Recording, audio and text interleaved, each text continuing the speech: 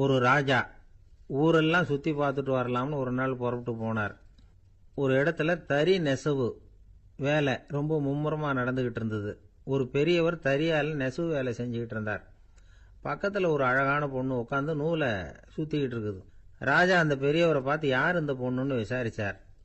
ராஜா அப்படி கேட்டதும் அவருக்கு ரொம்ப பெருமையாக போயிட்டுது. ஏன்னா உட்காந்துருந்தது அவரோட மகள். அரசே, இது என்னுடைய மகள். இவ வேகமாக நூல் தெரிக்கக்கூடியவள். வைக்கோலை எடுத்து இவ தெரிச்சா கூட அது எல்லாம் பவுனிழையாக வெளியில் வரும் அப்படின்னு ஒரு ராசி இவளுக்கு அப்படின்னு ரொம்ப பெருமையாக ராஜா கிட்ட சொன்னார். ராஜா இதை கேட்டதும் அசந்துட்டார். அப்படியா, இவ்வளவு அழகும் சாமர்த்தியமும் உள்ள இந்த பொண்ணு என்னோட வரட்டுமே, இவளை என் மருமகளை ஆக்கிக்கிறேன் அப்படின்னார் ராஜா. அந்த பெரியவருக்கு ஒன்றும் புரியல. ஏதோ கொஞ்சம் பெருமையாக சொல்ல போவ அது இப்படி ஆயிட்டுதே அப்படின்னு கவலைப்பட்டார். இருந்தாலும் ராஜா பேச்ச தட்ட முடியுமா, மகளை அனுப்பி வச்சுட்டார். ராஜா அந்த பொண்ணை அரண்மனைக்கு அழைச்சிட்டு வந்தார். அங்கே ஒரு அறையில் வச்சு பூட்டி விட்டார். அந்த ரூமு நிறைய வைக்கோலை கொண்டாந்து போட்டு அடைச்சாங்க. 3 ராட்டைகள் வேற வச்சுருந்தாங்க. நாளைக்கு பொழுது விடியறதுக்குள்ளே நீ இந்த வைக்கோலையெல்லாம் தங்க இழைகளாக மாற்றி காட்டணும். நாளைக்கு காலம்புறம் வந்து நான் இந்த அறை கதவை திறப்பேன். உன் தகப்பன் சொன்னது மாதிரி எல்லாம் தங்கமாக மாறி இருக்கணும், இல்லைன்னா நீ உயிர் தப்ப முடியாது அப்படின்னு உத்தரவு போட்டார். பாவம் அந்த பொண்ணு என்ன பண்ணும், பகல் பூரா அழுதுகிட்டே உட்காந்துருக்குது. ராத்திரி பூராவும் தூக்கம் வரல. மறுநாள் அதிகாலை நேரத்தில் யாரோ கதவை தட்டுற சத்தம் கேட்டுது. பயந்துக்கிட்டே கதவை திறக்கிறா. திறந்து பார்த்தா வெளியில் 3 அவலட்சணமான பெண்கள். ஒருத்திக்கு வந்து கால் அகலமாக முறை மாதிரி இருக்குது, இன்னொருத்திக்கு கட்டை விரல் கரண்டி மாதிரி பெருசாக இருக்குது, 3வது பொண்ணுக்கு உதடு தடித்து ரப்பர் மாதிரி தொங்கிக்கிட்டு இருக்கு. யார் நீங்கள், உங்களுக்கு என்ன வேணும் அப்படின்னு கேட்குது இந்த பொண்ணு. நாங்கள் உங்களுக்கு உதவி செய்கிறதுக்கு தான் வந்திருக்கிறோம் அப்படின்னு சொல்லி உள்ளே வந்தாங்க. உட்காந்தாங்க. கொஞ்ச நேரத்துக்குள்ளே உள்ளே இருந்த வைக்கோலையெல்லாம் தங்க இழைகளாக மாற்றி கொடுத்துட்டு போயிட்டாங்க. காலையில் ராஜா வந்தார். பார்த்தார். ஆகா பேஷுன்னார். இன்னும் கொஞ்சம் வைக்கோலை கொண்டாந்து அந்த ரூமில் போட சொன்னார். இந்த வைக்கோலையும் இன்னைக்கு தங்கமாக மாற்றி விடு, நாளைக்கு மறுநாள் உனக்கும் இளவரசனுக்கும் கல்யாணம்னு சொல்லிவிட்டார். இன்னைக்கு ராத்திரி அந்த 3 பொண்ணுங்களும் வந்தாங்க. வைக்கோலை பொண்ணு இழைகளாக மாற்றினாங்க, புறப்பட்டாங்க. இந்த பொண்ணு அவங்க காலில் விழுந்து வணங்கினா. என் உசுரை காப்பாற்றினீங்க, உங்களுக்கு நான் என்ன கைமாறு செய்ய போகிறேன் அப்படின்னா. பயப்படாத, நீ விரும்பினா எங்களுக்கு ஒரு உதவி செய்யலாம். உன்னுடைய கல்யாணத்துக்கு நாங்கள் 3 பேரும் வரோம். நீ எங்களை வந்து வரவேற்று ராஜாக்கிட்டையும் இளவரசர்கிட்டையும் நாங்கள் உன்னோட பெரியப்பா பொண்ணுங்கன்னு சொல்லி அறிமுகப்படுத்தி வை, நாங்கள் விருந்து சாப்பிட்டுட்டு போயிடுறோம் அப்படின்னாங்க. ரொம்பவும் சந்தோஷமாக சரின்னு ஒத்துக்கிட்டா. கல்யாண நாள் வந்தது. கல்யாணம் ரொம்ப கோலாகலமாக நடந்துக்கிட்டு இருக்கு. எல்லா தேசத்து ராஜா ராணிகளும் வந்துக்கிட்டு இருக்கிறாங்க. அந்த 3 அவலட்சணமான பொண்ணுங்களும் வந்து சேர்ந்தாங்க. யார் இவங்கன்னு கேட்டார் ராஜா. என் பெரியப்பா பொண்ணுங்க அப்படின்னா அந்த பொண்ணு. காலும் உதடும் கட்டை விரலும் ஏன் இப்படி உங்களுக்கு அவலட்சணம் ஆயிட்டுது அப்படின்னு கேட்டார். அதுக்கு அந்த பொண்ணுங்க பதில் சொன்னாங்க. என்ன செய்யறது, ஓயாமல் வைக்கோலை நூற்று ஒருத்தியோட கட்டை விரல் அப்படி கரண்டி மாதிரி ஆயிட்டுது, நாக்கில் தொட்டு தொட்டு திரிச்சதுனால ஒருத்தியோட உதடு அப்படி ஆயிட்டுது, காலால் கட்டையை அழுத்தி அழுத்தி தறி போட்டதுனால இன்னொருத்தையோட கால் அப்படி ஆயிட்டுது. உங்கள் மருமகளாக வந்திருக்கிற இந்த பொண்ணு அந்த 3ஐயுமே செய்ய தெரிஞ்சவ தான். என்ன ஆக போதோ இன்னும் கொஞ்ச நாளில் அப்படின்னாங்க. அவ்வளவுதான். ராஜா பயந்துட்டார். அம்மா, இன்னையிலேருந்து நீ இளவரசனின் மனைவி. நீ எப்பவும் அழகாக இருக்கணும், அதனால் நீ இனிமேல் வைக்கோலை திரிக்கவே கூடாது அப்படின்னு உத்தரவு போட்டார். அவளை இக்கட்டான சூழ்நிலையிலிருந்து காப்பாற்றின அந்த 3 பொண்ணுங்களும் சந்தோஷமாக திரும்பி போயிட்டாங்களாம். சுவாமி சின்மயானந்தர் இந்த கதையை சொல்லியிருக்கிறார். தன்னலம் மறந்து சுயலாபத்தை தியாகம் செய்யறது வைக்கோல்ல இருந்து தங்க இழைய நூக்கிறது மாதிரி அப்படிங்கிறார் அவர். அது இருக்கட்டும், இப்போ நம்ம கதைக்கு வருவோம். ஒரு ராஜா தன்னோட மகனுக்கு சுயவரம் நடத்தினார். எல்லா தேசத்திலிருந்தும் ராஜகுமாரர்கள் வந்திருந்தாங்க. ராஜகுமாரியை கல்யாணம் பண்ணிக்கலாம்ங்கிற ஆசையில் சுயம்பர மண்டபத்திலேருந்து எல்லா ராஜகுமாரர்களும் அலறி அடிச்சுக்கிட்டு வெளியில் ஓடி வந்துகிட்டு இருக்கிறாங்களாம். ஏன் இப்படி எல்லாரும் மிரண்டு போய் ஓடி வர்றாங்கன்னு கேட்டார் ஒருத்தர். அதுக்கு இன்னொருத்தர் விவரம் சொன்னார். ராஜகுமாரியை இன்னைக்கு தான் அவங்க நேரில் பார்த்தாங்களாம், அதுதான் இப்படி ஓடி வந்துகிட்டு இருக்கிறாங்க அப்படின்னார். வங்க நாவலாசிரியர் சரத் சந்திரர் ஒரு நண்பர் அவர்கிட்ட வந்தார். வழக்கமாக எல்லா எழுத்தாளர்கள்கிட்டையும் கேட்குற ஒரு கேள்வியை கேட்டார். நீங்கள் எழுத்துத்துறைக்கு வந்தது எப்படி, இதுதான் கேள்வி. அதை தெரிஞ்சு என்ன பிரயோஜனம்னார் சரத் சந்திரர். சும்மா சொல்லுங்களேன், தெரிஞ்சுக்கிறேன் அப்படின்னார் வந்தவர். சரி சொல்கிறேன்னு ஆரம்பித்தார். நான் ரங்கூனில் வேலை பார்த்துக்கிட்டு இருந்தேன். சம்பளம் பத்தல. வேலையும் பார்த்துக்கிட்டு ஒரு பலசரக்கு கடை வைக்கலாம்னு நினச்சேன். என்னால் மளிகை கடை வச்சு சரியாக நடத்த முடியுமாங்கிற சந்தேகம் என் மனைவிக்கு. அதை சோதனை பண்ணி பார்க்கணுங்கிறதுக்காக சில பொருள்களின் அளவு, அதோட விலை, இப்படி சிலதை சொல்லி எல்லாத்தையும் மனக்கணக்காக கூட்டி போட சொன்னாங்க. என்னால் சரியாக கூட்டி சொல்ல முடியல. உங்களால் மளிகை கடை நடத்த முடியாதுன்னு சொல்லிவிட்டாங்க. உடனே என்ன பண்ணுறது, வேற வழி இல்லை, கதை எழுத ஆரம்பிச்சிட்டேன் அப்படின்னார். கேட்டவருக்கு சிரிப்பு வந்துட்டு தான். சரத் சந்திரர் ஒரு பக்கம் சீரியஸான நாவல்கள், சிறுகதைகள் எழுதியிருந்தாலும் அவருடைய இன்னொரு பக்கம் வேற விதம். நண்பர்கள் கிட்ட பேசும்பொழுதும் சரி, அவர்களுக்கு கடிதங்கள் எழுதும் போதும் சரி, கேலியும் கிண்டலும் நகைச்சுவை உணர்வும் அதிகமாக இருக்கும். காந்திஜி ஒரு சமயம் கல்கத்தாவுக்கு வந்திருந்தார். தேசபக்தர்கள் பல பேர் அவர்கிட்ட பேசிக்கிட்டு இருந்தாங்க. அப்போ சரத் சந்திரரும் அங்கே இருந்தார். கிரண் சங்கர் ராய் அப்படிங்கிறவரும் அங்கே இருந்தார். அவர் சொன்னாராம், காந்திஜியோட பழகிய முதல் வங்காளி நான் தான். போயர் யுத்த காலத்தில் இவர் லண்டனுக்கு வந்திருந்தப்போ என்கிட்ட தான் வங்காள மொழி கற்றுக்கிட்டார் அப்படின்னாராம். உடனே சரத் சந்திரர் காந்திஜியை பார்த்து, இவர் உங்களுக்கு வங்காள மொழி கற்றுக் கொடுத்தது உண்மைதானா அப்படின்னாராம். ஆமான்னாராம் காந்தி. அதனால தான் உங்களால் வங்காள மொழி கற்றுக்க முடியல அப்படின்னாராம். எல்லாரும் சிரிச்சாங்களாம். சரத் சந்திரர் சாம்தாபேர் அப்படிங்கிற கிராமத்தில் தங்கியிருந்தார் ஒரு இலக்கிய நிகழ்ச்சியில் கலந்துக்கிறதுக்காக. அதுக்காக ஒரு கல்கத்தாவுக்கு போக வேண்டிய சூழ்நிலை. அதுக்காக புறப்பட்டார். அந்த சமயத்தில் பின்னாடி இருந்து யாரோ அவரை கூப்பிட்டாங்க. இப்படி கூப்பிட்டவரை பார்த்து இன்னொருத்தர் யாரோ அதட்டி இருக்கிறாங்க. போகிறவரை ஏன் இப்படி கூப்பிடுறீங்க அப்படின்னு. ஏன் கூப்பிட்டா என்னன்னு கேட்டிருக்கார் சரத் சந்திரர். புறப்படுறவங்கள பின்னாடி இருந்து கூப்பிடுறது அபசகுனம், போகிற இடத்துல ஏதாவது ஆபத்து வரலாம் அப்படின்னு அதுக்கு விளக்கம் கொடுத்துருக்கிறார் அவர். உடனே சரத் சந்திரர் சொன்னாராம், இதோ இவங்க என்ன இலக்கிய கூட்டத்துக்கு அழைச்சிட்டு போகிறாங்களே, இதை விட வேற என்ன ஆபத்து வந்துட போகுது அப்படின்னாராம். இப்படி சரத் சந்திரருக்கு இயல்பாகவே நகைச்சுவை உணர்வு உண்டு. அவருடைய நண்பர் ஒருத்தர் வீட்டுக்கு கூப்பிட்டுருந்தார். அங்கே ஒரு கச்சேரிக்கு ஏற்பாடு பண்ணியிருந்தாங்க. சரத் சந்திரருக்கு இயல்பாகவே கச்சேரியில் நீண்ட ஆலோசனையெல்லாம் கேட்கறதுக்கு பொறுமை இருக்காது. அதனால் மெதுவாக பாட போகிறவர் எப்படி அப்படின்னு கேட்டிருக்கார். அவருக்கு ரொம்ப நல்லா பாட தெரியும் அப்படின்னு சொல்லியிருக்கிறாங்க. அதுக்கு சரத் சந்திரர், பாட தெரியுங்கிறது சரி, பாட்டை நிறுத்த தெரியுமா, அதை சொல்லுங்க முதல்ல அப்படின்னாராம். ஐயா, உங்கள் பேரை தொடர்ந்து தினம் கேட்டுக்கிட்டு இருக்கிறேன் அப்படின்னார் ஒருத்தர். தொடர்ந்து கேட்குறீங்களே, உங்களுக்கு காது வலிக்கலையா அப்படின்னு கேட்டோம். பேசுகிற உங்களுக்கே வாய் வலிக்கல அப்படிங்கிறப்போ கேட்குற எங்களுக்கு எப்படி காது வலிக்கும் அப்படின்னார். நம்ம உடம்புல ஒரு அதிசயம் என்ன தெரியுமா, ரொம்ப நேரம் நாம் நடக்கிறோம்னு வச்சுக்கோங்க, கால் வலிக்கும். ரொம்ப நேரம் வேலை செஞ்சால் கை வலிக்கும், உடம்பு வலிக்கும். ரொம்ப நேரம் பார்த்துக்கிட்டே இருந்தால் கண்ணு வலிக்கும். ரொம்ப நேரம் பேசிக்கிட்டே இருந்தால் வாய் கூட வலிக்கும். ஆனால் ரொம்ப நேரம் கேட்டுக்கிட்டே இருக்கிறதுனால காது வலிக்கிறது இல்லை. அதனால் கேட்கறதுக்கு முக்கியத்துவம் கொடுத்தாங்க நம்ம பெரியவங்க. திருவள்ளுவர் தேவையில்லாமல் வார்த்தைகளை உபயோகப்படுத்த மாட்டார். ஒரு திருக்குறள்னு எடுத்துக்கிட்டாவே அதில் மொத்தம் 7 வார்த்தைகள், அவ்வளவுதான். அப்படி 7 வார்த்தைகள் மட்டுமே உள்ள ஒரு திருக்குறளில் வள்ளுவர் ஒரே வார்த்தையை 5 தடவை உபயோகப்படுத்தியிருக்கிறார், திரும்ப திரும்ப பயன்படுத்தியிருக்கிறார். அப்படின்னா அதை எந்த அளவுக்கு வலியுறுத்தி சொல்றார் அப்படிங்கிறத நாம் புரிஞ்சுக்கணும். அது என்ன குறள்? செல்வத்துள் செல்வம் செவிச்செல்வம், அச்செல்வம் செல்வத்துள் எல்லாம் தலை. செவிச்செல்வம்ங்கிறது அவ்வளவு முக்கியமானது. கற்றலின் கேட்டல் நன்று. அதிகம் கேட்கணுங்கிறதுக்காகத்தான் எவ்வளவு கேட்டாலும் காது வலிக்கிறது இல்லை. குறைச்சலாக பேசணும், அதிகமாக கேட்கணும். இன்னொரு விஷயம் கவனிங்க, நம்ம உடம்புல கண்ணுக்கு மூடி இருக்குது, எதையாவது நாம் பார்க்க விரும்பலைன்னா உடனே கண்ணை மூடிக்கலாம். நம்ம வாய்க்கு மூடி இருக்குது, பேச விருப்பம் இல்லையா, வாயை மூடிக்கலாம். மூக்குக்கு கூட மூடிக்கிற வசதி இருக்குது, எதையாவது முகர விருப்பம் இல்லையா, மூச்சை அடக்கிக்கலாம். ஆனால் பாருங்கள், காதுக்கு மூடி கிடையாது, அதை கையால் தான் மூட முடியும். யார் என்ன சொன்னாலும் அது நல்லதோ கெட்டதோ காதில் விழுந்துக்கிட்டு தான் இருக்கும். அறிவு தான் நல்ல விஷயங்களை எடுத்துக்கிட்டு கெட்ட விஷயங்களை விட்டுடணும்.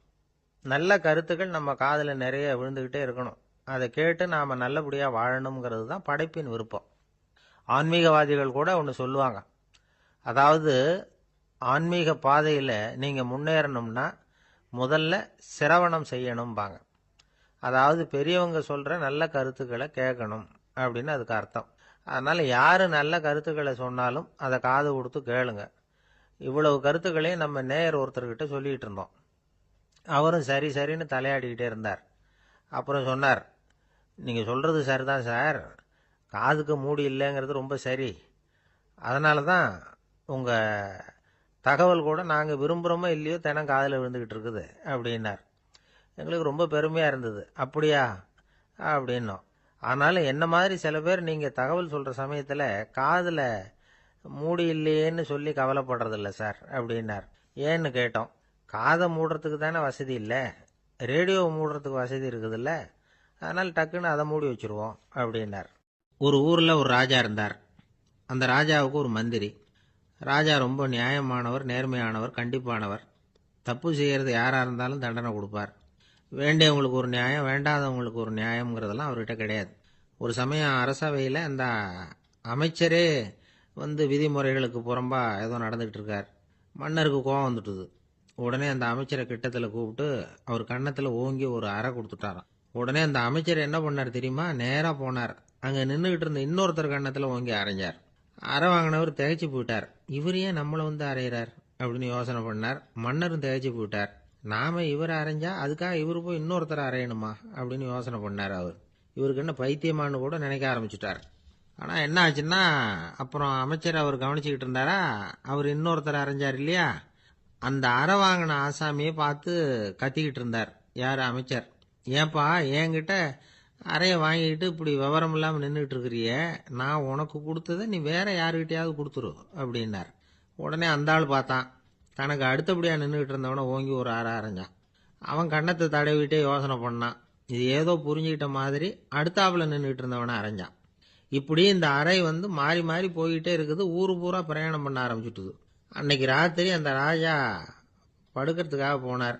அந்த நேரம் பார்த்து அவர் கன்னத்தில் பலார்னு ஒரு அறை விழுந்தது. நம்மளே அரையிறது யாரு அப்படின்னு அதிர்ச்சியோட மன்னர் திரும்பி பார்க்கறாரு. அரைஞ்சது அவரோட மனைவி. என்னாச்சு உனக்குன்னு கத்துனார் ராஜா. உங்களுக்கு தெரியாதா, ஊர் பூரா ஒருத்தர் மாற்றி ஒருத்தர் மூலமாக இந்த அறை பிரயாணம் பண்ணிட்டு வருது அப்படின்னாங்க அந்த அம்மா. அப்படின்னா ஆரம்பித்த இடத்துக்கே வந்துட்டுதா அப்படின்னாராம் மன்னர். என்ன சொல்கிறீங்கன்னு கேட்டிருக்காங்க. இவர் விவரத்தை சொன்னாராம்.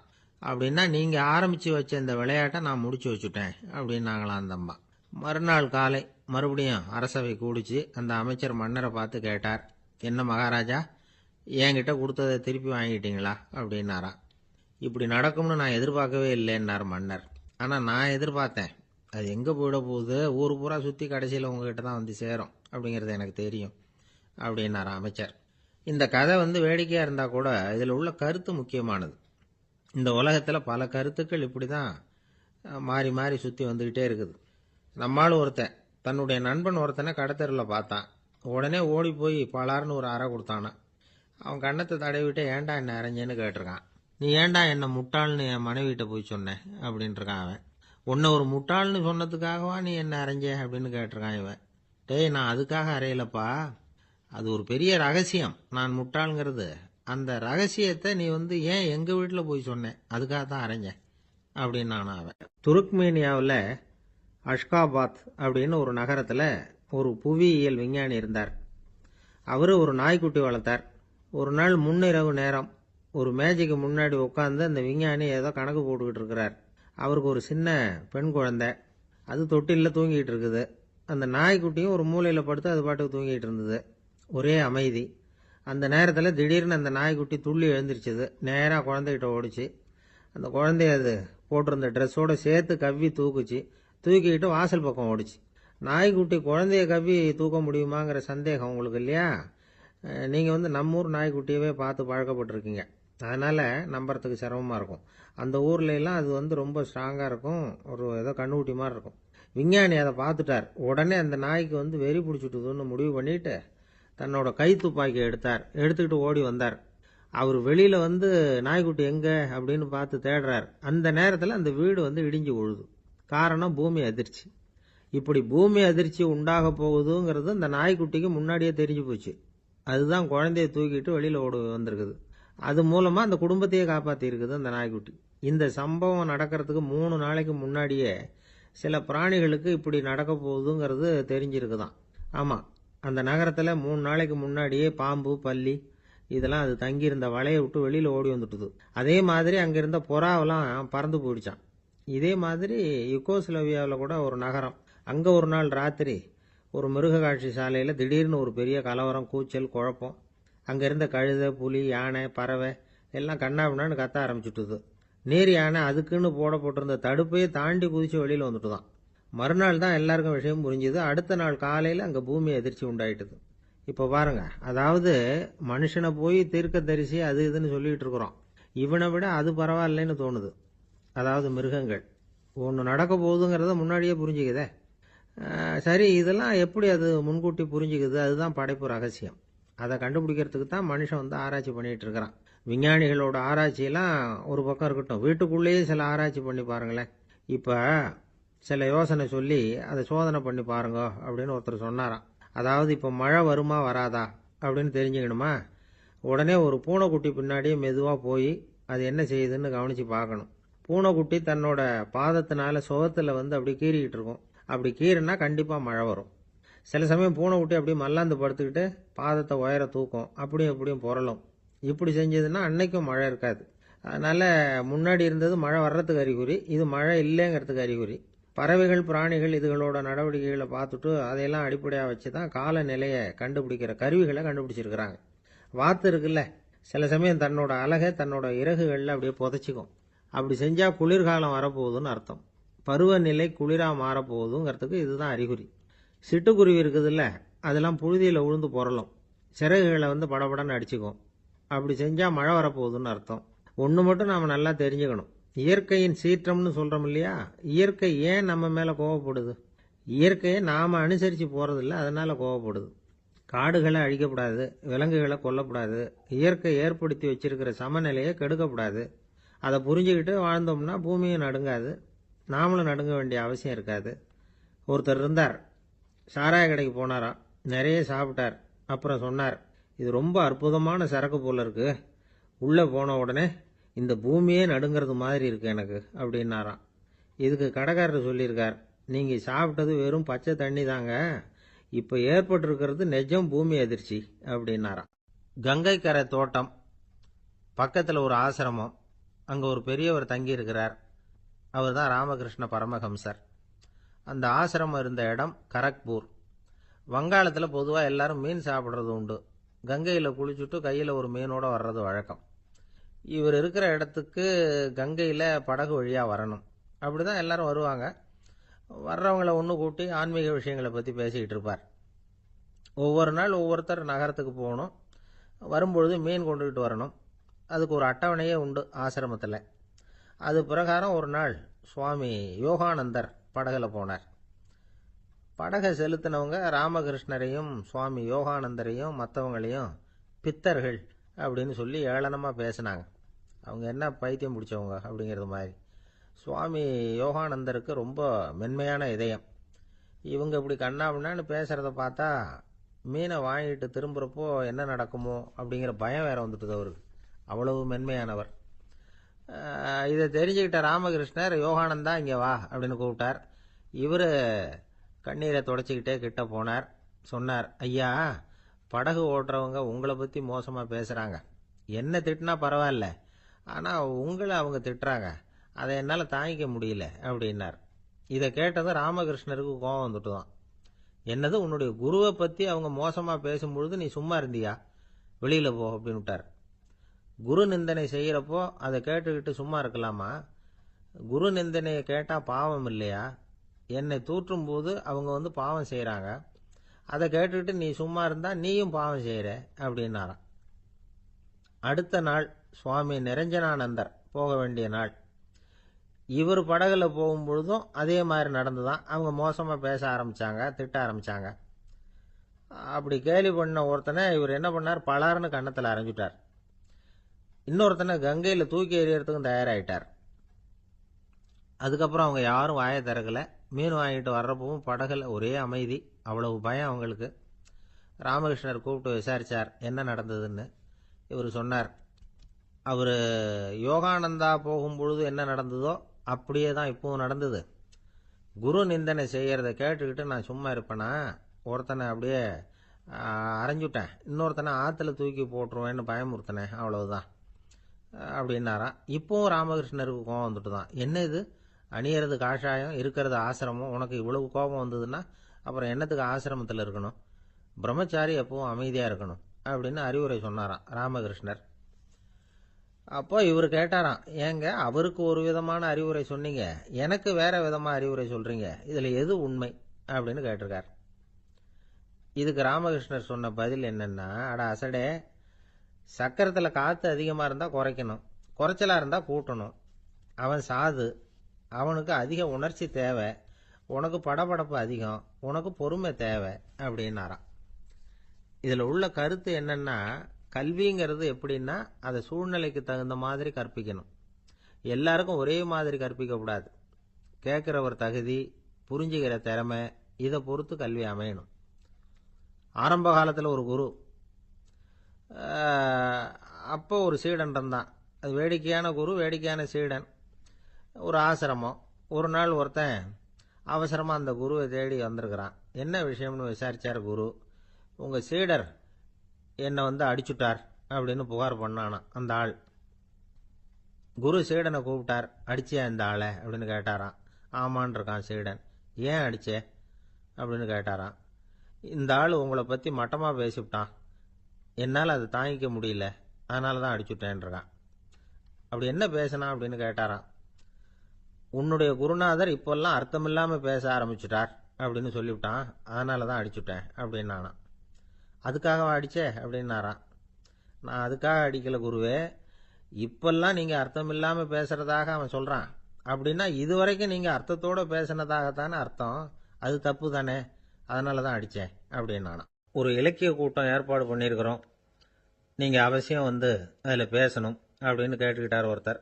வேணாங்க, 4 பேருக்கு முன்னாடி நிற்கிறதுனா எனக்கு ரொம்ப கூச்சமாக இருக்கும் அப்படின்னாரு இவர். ஏன் சார் இன்னமும் குழந்த மாதிரி கூச்சப்படுறீங்களே அப்படின்னார் அவர். அவரை ஒரு மாதிரியாக சமாளித்து அனுப்பி வச்சுட்டு அதுக்கப்புறம் அதை பற்றி இவர் யோசித்து பார்த்துருக்கார். சில நிபுணர்கள் எழுதியிருக்கிறத படித்தும் பார்த்துருக்கிறார். மனோதத்துவ நிபுணர்கள் என்ன சொல்கிறாங்க தெரியுமா?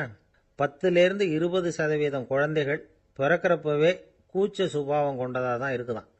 ஒரு தாத்தா தன்னோட பேர பிள்ளைய ஆசையாக கூப்பிடுறார் விளையாட்டு காட்ட, அதை அழுதுகிட்டு ஓடி போகுது. ஒரு அம்மா தன்னோட பிள்ளைய பள்ளிக்கூடத்தில் சேர்க்கறதுக்காக கூப்பிட்டுக்கிட்டு போகிறாங்க. அந்த புள்ள அம்மாவோட முந்தானையில் ஒளிஞ்சிக்கிட்டு வெளில வரமாட்டேங்குது. இவங்களெல்லாம் எப்படி சமாளிக்கிறது? குழந்தைகளோட கூச்ச சுபாவத்தை போக்குறது எப்படி? இதுக்கு நிபுணர்கள் சில யோசனைகளை சொல்லியிருக்கிறாங்க. மற்றவங்களுக்கு முன்னாடி என் பையனுக்கு கூச்சம் ரொம்ப அதிகம் சார், மற்றவங்க பார்த்தா ரொம்ப வெக்கப்படுறான், இப்படி சொல்கிற அப்பாக்கள் உண்டு. என் பையன் புது மனுஷால பார்த்தா அட்டையாக ஒட்டிக்குவான் சார் அப்படின்னு சொல்கிற அப்பாக்களும் உண்டு. இப்படிலாம் குழந்தைகளுக்கு முத்திரை குத்துறது ரொம்ப தப்பான். புதுசாக யாராவது வீட்டுக்கு வந்தால் குழந்தை தானாக தன்னோட கூச்சத்தையும் பயத்தையும் போக்கிக்கிட்டு சகஜமாக மாறி வர்றதுக்கு வாய்ப்பு கொடுக்கணுமா. ஒரு கூட்டத்துக்கோ அல்லது சொந்தக்காரங்க கல்யாணத்துக்கோ குழந்தைய அழைச்சிட்டு போகிறீங்க, அங்கே போய் கட்டாயப்படுத்தி குழந்தைய மற்றவங்க கிட்ட பேச சொல்லக்கூடாது. சில சமயம் குழந்தை தானாக தன்னுடைய கூச்ச சுபாவத்தை விட்டு பேசுறதுக்கு முன் வந்தால் அதை பாராட்டணும். குழந்தை கலகலப்பு இல்லாமல் மௌனமாக இருந்ததுன்னா அதையும் கண்டுக்கக்கூடாது. குழந்தை பேச ஆரம்பித்தா அதை ஆர்வத்தோடு கவனிக்க தெரியணும். கலந்து உரையாடுற பழக்கத்தை வீட்லேயே ஆரம்பிக்கலாம். கேட்டதுக்கு பதில் சொல் அப்படின்னு நீங்கள் அதிகாரம் பண்ணிகிட்டு இருக்கக்கூடாது. அது குழந்தைக்கு பேசுகிற சந்தர்ப்பத்தை குறைச்சிருமா. இப்போ நாம் அதிகாரம் பண்ணால் கேலி செய்கிற பழக்கம் குழந்தைகளை ரொம்ப பாதிச்சிருமா. பெரியவங்களானதுக்கு அப்புறமும் சில பேர் கூச்சத்தோடவும் பயத்தோடவும் இருக்கிறதுக்கு இதுதான் காரணம். சின்ன வயசில் அவங்கெல்லாம் ஏதாவது கேலிக்கு ஆளாகி இருப்பாங்க. 2வது குழந்தை மூத்த குழந்தைய கேலிக்கு ஆளாகிற சந்தர்ப்பங்களை கண்டு கேலி பண்ணினா அது இளம் நெஞ்சங்களை விட்டு நீங்கிறதே இல்லையா. எப்பவும் குழந்தையோட நடை உடை பாவனைகளை பற்றி சொல்லிக்கிட்டே இருக்கக்கூடாதான். அதுவே கூச்ச சுபாவத்தை கொண்டுகிட்டு வந்துருமா. அப்பா எங்கன்னு யாராவது கேட்டால் இது மாதிரி இன்ன காரியத்துக்காக வெளியில் போயிருக்கார், இத்தனை மணிக்கு திரும்பி வருவார் அப்படின்னு சொல்கிற அளவுக்கு குழந்தைகளை பழக்கப்படுத்தி வைக்கணும். ஃபோன்லேயே யாராவது விசாரித்தா கூட இது மாதிரி பதில் சொல்லு அப்படின்னு சொல்லணும். சின்ன சின்ன மீட்டிங்கில் 4 வார்த்தை பேச தயார் பண்ணலாம். ஒரு கடையிலையோ அல்லது ஹோட்டல்லையோ ஏதாவது விவரம் கேட்கணும்னா உங்கள் குழந்தைய தைரியமாக அனுப்புங்க. குழந்தைகள் பணிவாகவும் பொறுமையாகவும் விவரம் கேட்குறப்போ கூச்ச சுபாவம் தானாக போயிடும். சின்ன வயசுலேயே இப்படிலாம் பழக்கப்படுத்தினாதான் வருங்காலத்தில் தைரியமாக இந்த சமுதாயத்தில் வாழ முடியும். இல்லைன்னா 60 வயசுலேயும் அடுப்பங்கரையை விட்டு வெளில வர்றதுக்கு கூச்சப்பட்டுக்கிட்டு தான் இருக்க வேண்டியிருக்கும். இந்த காலத்து பிள்ளைங்க எவ்வளவோ பரவாயில்ல, எதுக்கும் தயங்குறதில்ல, கூச்சப்படுறதில்ல. ஒரு அம்மா அடுப்பங்கரையிலேருந்து சத்தம் போட்டாங்க. டேய் ராமு, தயவு பண்ணி அந்த டிவியை நிறுத்துறா. அந்த பெண்ணோட குரல் மகா மோசம். அடுப்பங்கரையில் இருக்கிற என்னாலேயே அதை சகிச்சிக்க முடியல அப்படின்னாங்களாம். உடனே பையன் கொஞ்சம் கூட தயங்காமல் பதில் சொல்கிறான். அம்மா, இந்த குரல் டிவியிலேருந்து வரல, எதிர்த்த விட்டு மாமி தான் இங்கே வந்திருக்கிறாங்க. அவங்க தான் இப்போ என்னோட பேசிக்கிட்டு இருக்கிறாங்க அப்படின்னு நானும். இந்த உலகத்தில் நாம் நல்லபடியாக இருக்கணும்னா அதுக்கு முக்கியமாக தேவைப்படுறது ரெண்டு. ஒன்று செல்வம், இன்னொன்று அறிவு. சரி, இது ரெண்டில் சிறந்தது எது அப்படின்னு ஒரு கேள்வி கேட்டால் என்ன பதில் சொல்கிறது? இதே கேள்வியை ஹஸ்ரத் அலி அவர்கள்கிட்ட கேட்டாங்களாம். அவர் ஒரு பெரிய அறிஞர். கேள்வி கேட்டவங்களும் சாதாரண ஆட்கள் இல்லை, இவங்களும் அறிஞர்கள். ஒரு நாள் ஹஸ்ரத் அலி அவர்கள்கிட்ட 10 அறிஞர்கள் வந்தாங்களாம். ஐயா, நாங்கள் 10 பேரும் உங்ககிட்ட ஒரே கேள்வியை தான் கேட்க வந்திருக்கிறோம். ஆனால் எங்கள் 10 பேருக்கும் நீங்கள் தனித்தனியாக பதில் சொல்ல முடியுமா அப்படின்னு கேட்டிருக்காங்க. அதாவது அவங்க ஒரே கேள்விக்கு இவர்கிட்ட இருந்து 10 விதமான பதில் எதிர்பார்க்குறாங்க. சரி கேளுங்க, என்ன கேள்வி அப்படின்னார் அவர். அப்போ தான் அவங்க கேட்டாங்களாம், செல்வம் அறிவு இது ரெண்டில் சிறந்தது எது? இதுதான் கேள்வி. ஹஸ்ரத் அலி என்ன பண்ணார் தெரியுமா? அவங்கள ஒவ்வொருத்தராக கூப்பிட்டார். ஒவ்வொரு விதமான பதிலை சொல்லி அனுப்புனார். முதல்ல ஒருத்தரை கூப்பிட்டார், சொன்னார், அறிவுங்கிறது தீர்க்கதரிசிகள், ஞானிகள், மகான்கள் இவங்களோட பரம்பரை சொத்து. ஆனால் செல்வம்ங்கிறது கொடுங்கோலரின் ஆயுதம். அதனால் அறிவு தான் சிறந்தது அப்படின்னார். ரெண்டாவது ஆளை கூப்பிட்டார். உங்ககிட்ட செல்வம் இருந்தால் நீங்கள் தான் அதை காப்பாற்றணும். ஆனால் அறிவு உங்களை எப்பவும் காப்பாற்றும். ஆகவே அறிவு தான் சிறந்தது அப்படின்னார். மூணாவது ஆளை கூப்பிட்டார். செல்வந்தனுக்கு எப்போதும் விரோதிகள் அதிகம், ஆனால் அறிஞனுக்கு நண்பர்கள் அதிகம். அதனால் அறிவு தான் சிறந்ததுன்னார். அடுத்தவரை கூப்பிட்டார். செல்வம் அடுத்தவங்களுக்கு கொடுக்க கொடுக்க குறையும், ஆனால் கல்விங்கிறது அதிகரிச்சுக்கிட்டே வரும், கொடுக்கறதுனால குறையாது. அதனால் அறிவு தான் சிறந்ததுன்னார். இன்னொருத்தரை கூப்பிட்டார். அறிவுள்ளவன் எப்பவும் அதை அடுத்தவங்களுக்கு வாரி வழங்கிக்கிட்டே இருப்பான். அதனால் அவங்ககிட்ட தாராளத்தன்மை இருக்கும். ஆனால் செல்வந்தன்கிட்ட கஞ்சத்தனம் தான் இருக்கும். அதனால் அறிவு தான் சிறந்ததுன்னார். ஆறாவது நபரை கூப்பிட்டார். செல்வத்தை கள்வர்கள் திருடிட்டு போக முடியும், ஆனால் அறிவை அப்படி திருடிட்டு போக முடியாது அப்படின்னார். ஏழாவது நபரை கூப்பிட்டார். செல்வம் கால ஓட்டத்தில் அழிஞ்சிரும், ஆனால் அறிவை கால ஓட்டம் ஒன்றும் பண்ண முடியாது. ஆகவே அறிவே சிறந்ததுன்னார். எட்டாவது ஆளை கூப்பிட்டு சொன்னார், செல்வத்துக்கு எப்பவும் எல்லை உண்டு, நிறை உண்டு, அளவு உண்டு, கணக்கு உண்டு. ஆனால் அறிவுக்கு அப்படிப்பட்ட எல்லை எதுவும் கிடையாது. அதனால் அதுதான் சிறந்ததுன்னார். அடுத்தவனை கூப்பிட்டார். செல்வம் உள்ளத்தில் உள்ள ஒளியை போக்கிவிடும், இருட்டை உண்டாக்கிவிடும், விரிந்த மனப்பான்மையை குறுகலாக்கிவிடும். ஆனால் அறிவு அப்படி இல்லை, இருண்ட உள்ளத்தில் ஒளியை பாய்ச்சி அதை விசாலப்படுத்துது. அதுதான் சிறந்ததுன்னார். கடைசியாக 10வது நபரை கூப்பிட்டார். செல்வம் மனசில் செருக்கை உண்டாக்குது, ஆணவத்தை ஏற்படுத்துது. அதனால் நானே கடவுள்னு நினைக்கிற அளவுக்கு மனுஷனை தாழ்த்தி விடுது. ஆனால் அறிவு பணிவையும் பண்பாட்டையும் வளர்க்குது. அதனால் அறிவு தான் சிறந்ததுன்னார். ஆக இப்படி 10 பேருக்கும் 10 விதமாக பதில் சொன்னது மூலமாக ஹஸ்ரத் அலி அவர்கள் அறிவு தான் செல்வத்தை விட சிறந்தது அப்படிங்கிறதுக்கு 10 காரணங்களை சுட்டி காட்டியிருக்கார். அந்த அறிஞர் 10 பேர் கேட்ட ஒரே கேள்விக்கு 10 பதில் சொன்னார். நமக்கு வேண்டிய ஒருத்தர் 10 பேர் கேட்ட கேள்விக்கு ஒரே பதில் சொல்லி சமாளித்தார். கேள்வி என்ன தெரியுமா? என்கிட்ட வாங்கின கடனை எப்பயா திருப்பி கொடுக்க போற? இதுதான் அந்த 10 பேரும் கேட்ட ஒரே கேள்வி. இந்த மாதம் 26ஆம் தேதி தந்துடுறேன் அப்படிங்கிற ஒரே பதில் சொல்லி அவ்வளவு பேரையும் இவர் அனுப்பி வச்சுட்டாராம். எல்லாரும் போனதுக்கு அப்புறம் இவரை தனியாக கூப்பிட்டு கேட்டிருக்கிறாங்க. அது என்ன சார் கணக்கு, 26ஆம் தேதி அன்னைக்கு என்ன அதிசயம் நடக்க போகுது அப்படின்னு கேட்டிருக்காங்க. அதிசயம் அன்னைக்கு இல்லை, அதுக்கு முத நாளே நடக்க போகுதுன்னாராம். விவரமாக சொல்லுங்கன்னு இருக்காங்க. வேற ஒன்றும் இல்லைங்க, 26ஆம் தேதி தானே எல்லாரையும் வர சொல்லியிருக்கிறேன், அதுக்கு முத நாளே நான் புறப்பட்டு தலைமறைவாயிட போகிறேன் அப்படின்னாராம் ரொம்ப பெருமையாக. ஒரு ராஜா இருந்தார். நாடு பூராவும் நிறைய மரங்களை நட்டு வளர்க்கணுங்கிறது அவரோட ஆசை. தானே அதுக்கு முன்மாதிரியாக இருக்கணும்னு நினைச்சார். அரண்மனையை சுற்றி மரங்களை நட்டு வளர்த்தார். இதை பார்த்துட்டு ஜனங்களும் அவங்கவுங்க வீட்டை சுற்றி மரக்கன்றுகளை நட்டு வளர்த்தாங்க. கொஞ்ச காலத்தில் ஊர் பூரா பசுமையாக மாறிச்சு. எல்லாருக்கும் சந்தோஷமாக இருந்தது. இது ஒரு பக்கம் இருக்கட்டும். இப்போ நான் சொல்ல போகிற கதை வேற. அதாவது அந்த ராஜா ஒரு நாள் தன்னுடைய அரண்மனையை சுற்றி இருக்கிற விதவிதமான மரங்களை எல்லாம் போய் பார்த்தார். எப்படி இருக்கிறீங்க அப்படின்னு ஒவ்வொரு மரத்துக்கிட்டையும் விசாரிச்சாராம். எந்த மரமும் சந்தோஷமாக இருக்கிறதா தெரியல. அது அதுக்கும் மனசில் ஒரு குறை. முதல்ல ஆலமரத்துக்கிட்ட போனார். அது சொல்லிச்சு, மண்ணா, நான் நல்லா பெருசாக வளர்ந்துருக்கிறேன், அடர்த்தியாக இருக்கிறேன், கிளையெல்லாம் 4 பக்கமும் நல்லா படர்ந்து தான் இருக்குது. இருந்தாலும் எந்த பிரயோஜனமும் இருக்கிறதா தெரியல எனக்கு. என்னுடைய பழம்லாம் ரொம்ப சின்னதாக இருக்குது, என் கண்ணுக்கு சரியாக புலப்பட மாட்டேங்குது. நான் இருக்கிற சைஸுக்கு என்னுடைய கிளையில் இருக்கிற பழம்லாம் எவ்வளவு பெருசாக இருக்கணும். அது இத்தினூண்டு இருக்கிறது எனக்கு பெரிய அவமானமாக இருக்குது. இப்படி இங்கே நின்றுக்கிட்டு இருக்கிறதே ரொம்ப கூச்சமாக இருக்குது. ஒரு நல்ல புயல் வந்ததுன்னா பேசாமல் சாஞ்சு விடலாமான்னு பார்க்குறேன் அப்படின்னு புலம்புது ஆலமரம். சரி இருக்கட்டும்னு நினச்சிக்கிட்டு ராஜா அடுத்தபடியாக ஒரு அத்தி மரத்துக்கிட்ட போனார். அதுவும் புலம்ப ஆரம்பிச்சுட்டுது. நான் கூட பெரிய மரம் தான், இல்லை இலையெல்லாம் அழகாக தான் இருக்குது, பழம் அழகாக இருக்குது, இருந்தாலும் உள்ள விஷயம் இல்லையே. அத்தி பழத்தை புட்டு பார்த்தா அத்தனையும் சொத்த அப்படின்னு பழமொழியே உண்டாயிட்டுதே. இப்படி ஒரு கெட்ட பேரோட நான் இருக்கணுமா அப்படின்னு புலம்புது அது. சரி இது இருக்கட்டும் அப்படின்னு சொல்லி அடுத்தபடியாக வேப்ப மரத்துக்கிட்ட போனார். அது தன்னுடைய வேதனையை வெளியிட்டது. எனக்கு எவ்வளவோ மருத்துவ குணங்கள்லாம் இருக்கிறதா சொல்லிக்கிறாங்க, இருந்தாலும் என்ன பிரயோஜனம், என்னுடைய பழத்தை மனிதர்கள் யாரும் விரும்பி சாப்பிட்றது இல்லையே அப்படின்னுது. ராஜா அடுத்தாப்புல இருந்த ஒரு பனை மரத்துக்கிட்ட போனார். நான் நல்லா உயரமாக தான் வளர்ந்துருக்கிறேன், மற்ற மரங்கள்லாம் என்னை வந்து அண்ணாந்து தான் பார்க்கணும், இருந்தாலும் என்கிட்ட நிழலுக்காக யாரும் வந்து ஒதுங்கிறது இல்லையே அப்படின்னுது. என்ன இது எல்லா மரமும் இப்படி திருப்தி இல்லாமல் இருந்துகிட்டு இருக்குதே அப்படின்னு நினச்சிக்கிட்டே ராஜா அடுத்தபடியாக அங்கே இருந்த ஒரு பைன் மரத்துக்கிட்ட போனார். அழகாக உயரமாக பசுமையாக தான் இருந்தது, ஆனால் பழமோ பூவோ கிடையாது. அதை நினச்சி அது வருத்தப்பட்டுக்கிட்டு இருக்குது. ஓக் மரம் அது ஒன்று நின்றுட்டு இருந்தது. அது என்ன சொல்லிச்சுன்னா, இலையுதிர் காலத்தில் என் மேலே இருக்கிற எல்லா இலைகளும் உதிர்ந்து போடுது, முடி கொட்டின மனிதர்கள் மாதிரி மொட்டையாக நான் நிற்க வேண்டியிருக்குது, என்ன வாழ்க்கை இது அப்படின்னு சொல்லி அழுத்துக்கிட்டது. சரி புளிய மரம் என்ன சொல்லுது பார்ப்போம்னு அதுகிட்ட போனால், என்னுடைய நிழலில் யாருமே தங்க மாட்டாங்க, உடம்புக்கு சூடுன்னு ஒதுங்கி போயிடுவாங்க, அடிமரத்தை பார்த்தீங்கன்னா பட்டையெல்லாம் உறிஞ்சி பார்க்கறதுக்கே கேவலமாக இருப்பேன் அப்படின்னுது அது.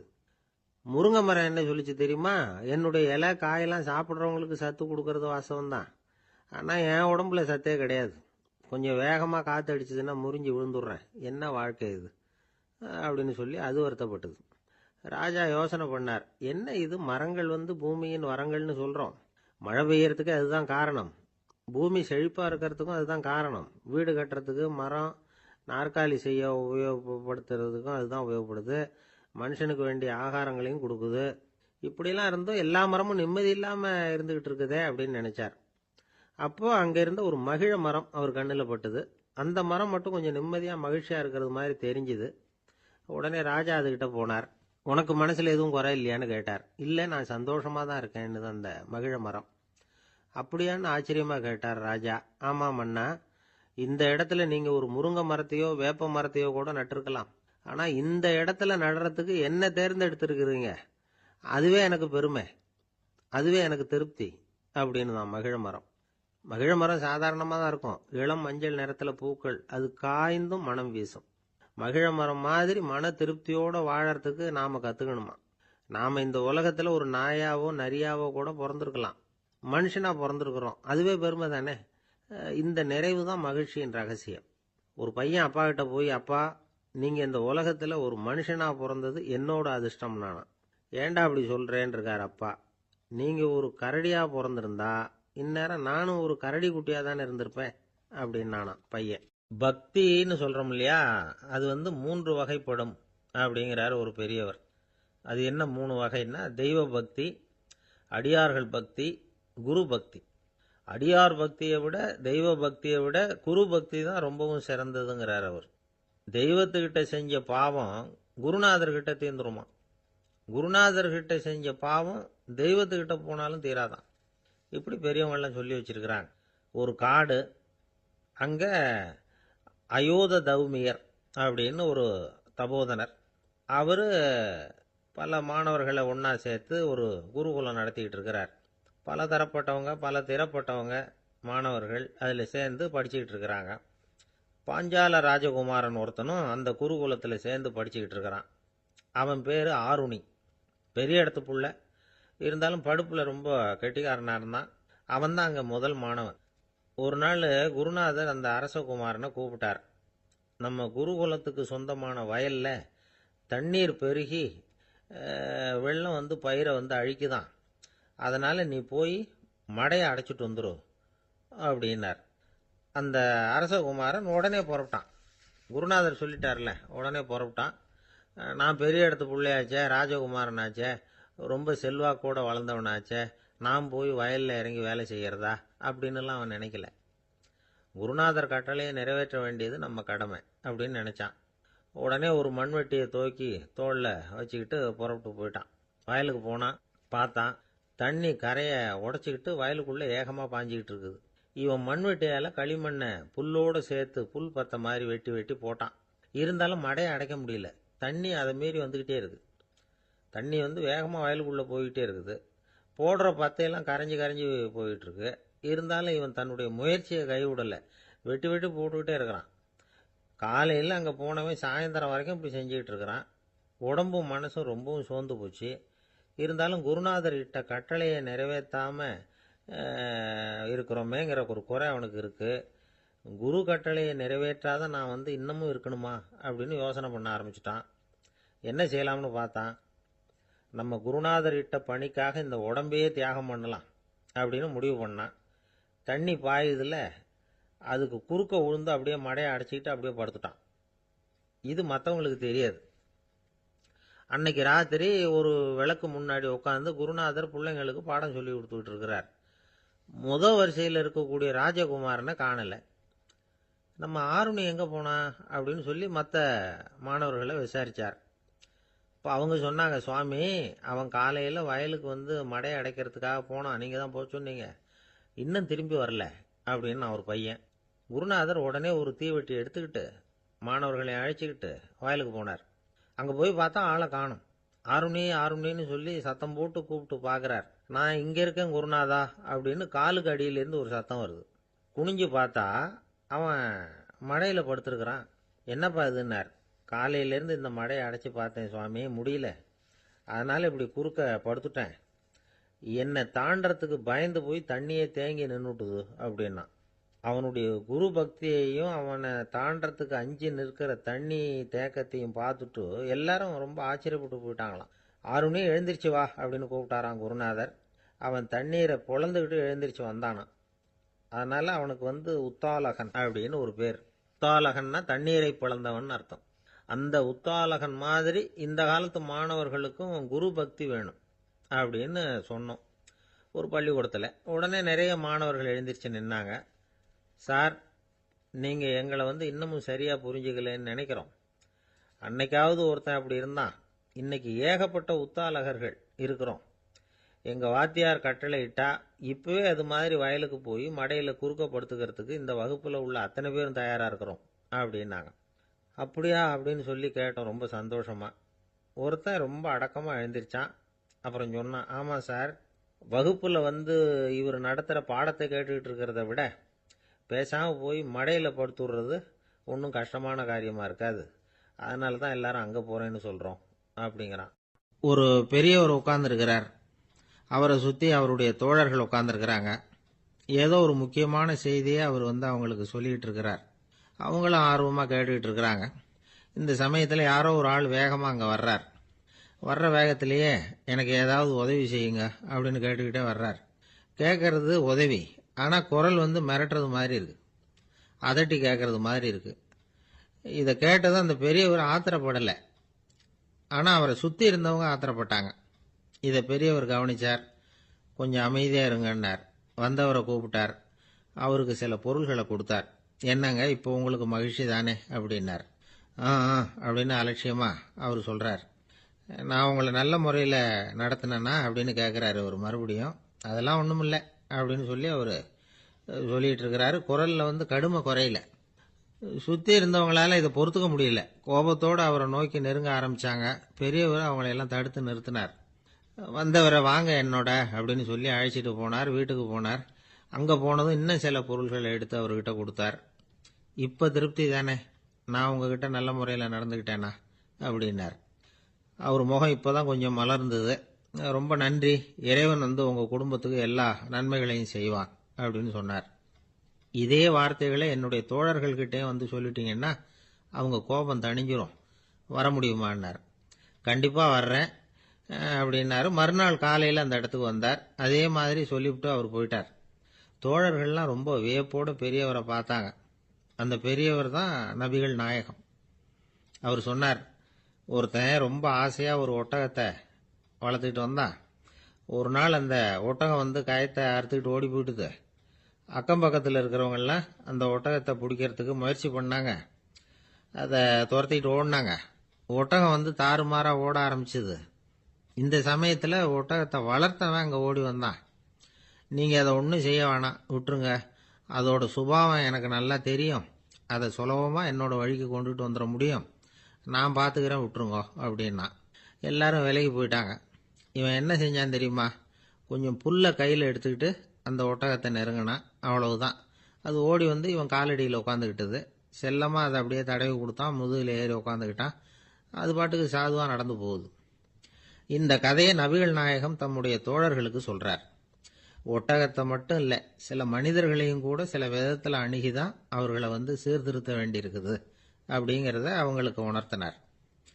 இது ஒரு அழகான உளவியல் அணுகுமுறை.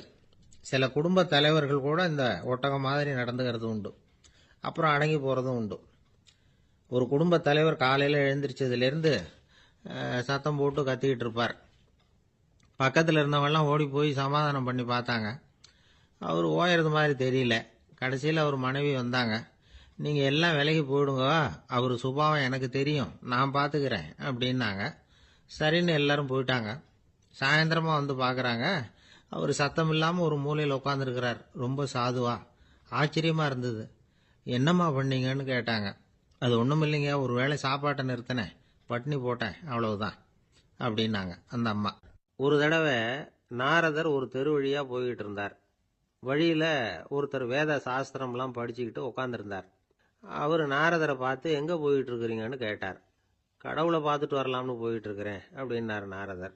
அப்படின்னா அவர்கிட்ட எனக்கு எப்போ முக்தி கிடைக்கும்னு கேட்டுட்டு வாங்களேன் அப்படின்னார் இவர். சரி, கேட்டு வரேன் அப்படின்னு சொல்லிவிட்டு நாரதர் நடந்தார். கொஞ்ச தூரத்தில் ஒரு மரத்தடியில் ஒரு தொழிலாளி செருப்பு தைச்சிக்கிட்டு உட்காந்துருந்தார். அந்த ஆளும் அதே மாதிரி கேட்டுக்கிட்டார். எனக்கு எப்போ முக்தி கிடைக்கும்னு கடவுள்கிட்ட கேட்டுக்கிட்டு வாங்களேன்னார். அவர்கிட்டையும் சரின்னு சொல்லிவிட்டு நாரதர் நேராக வைகுண்டத்துக்கு வந்து சேர்ந்தார். கடவுளை பார்த்தார்.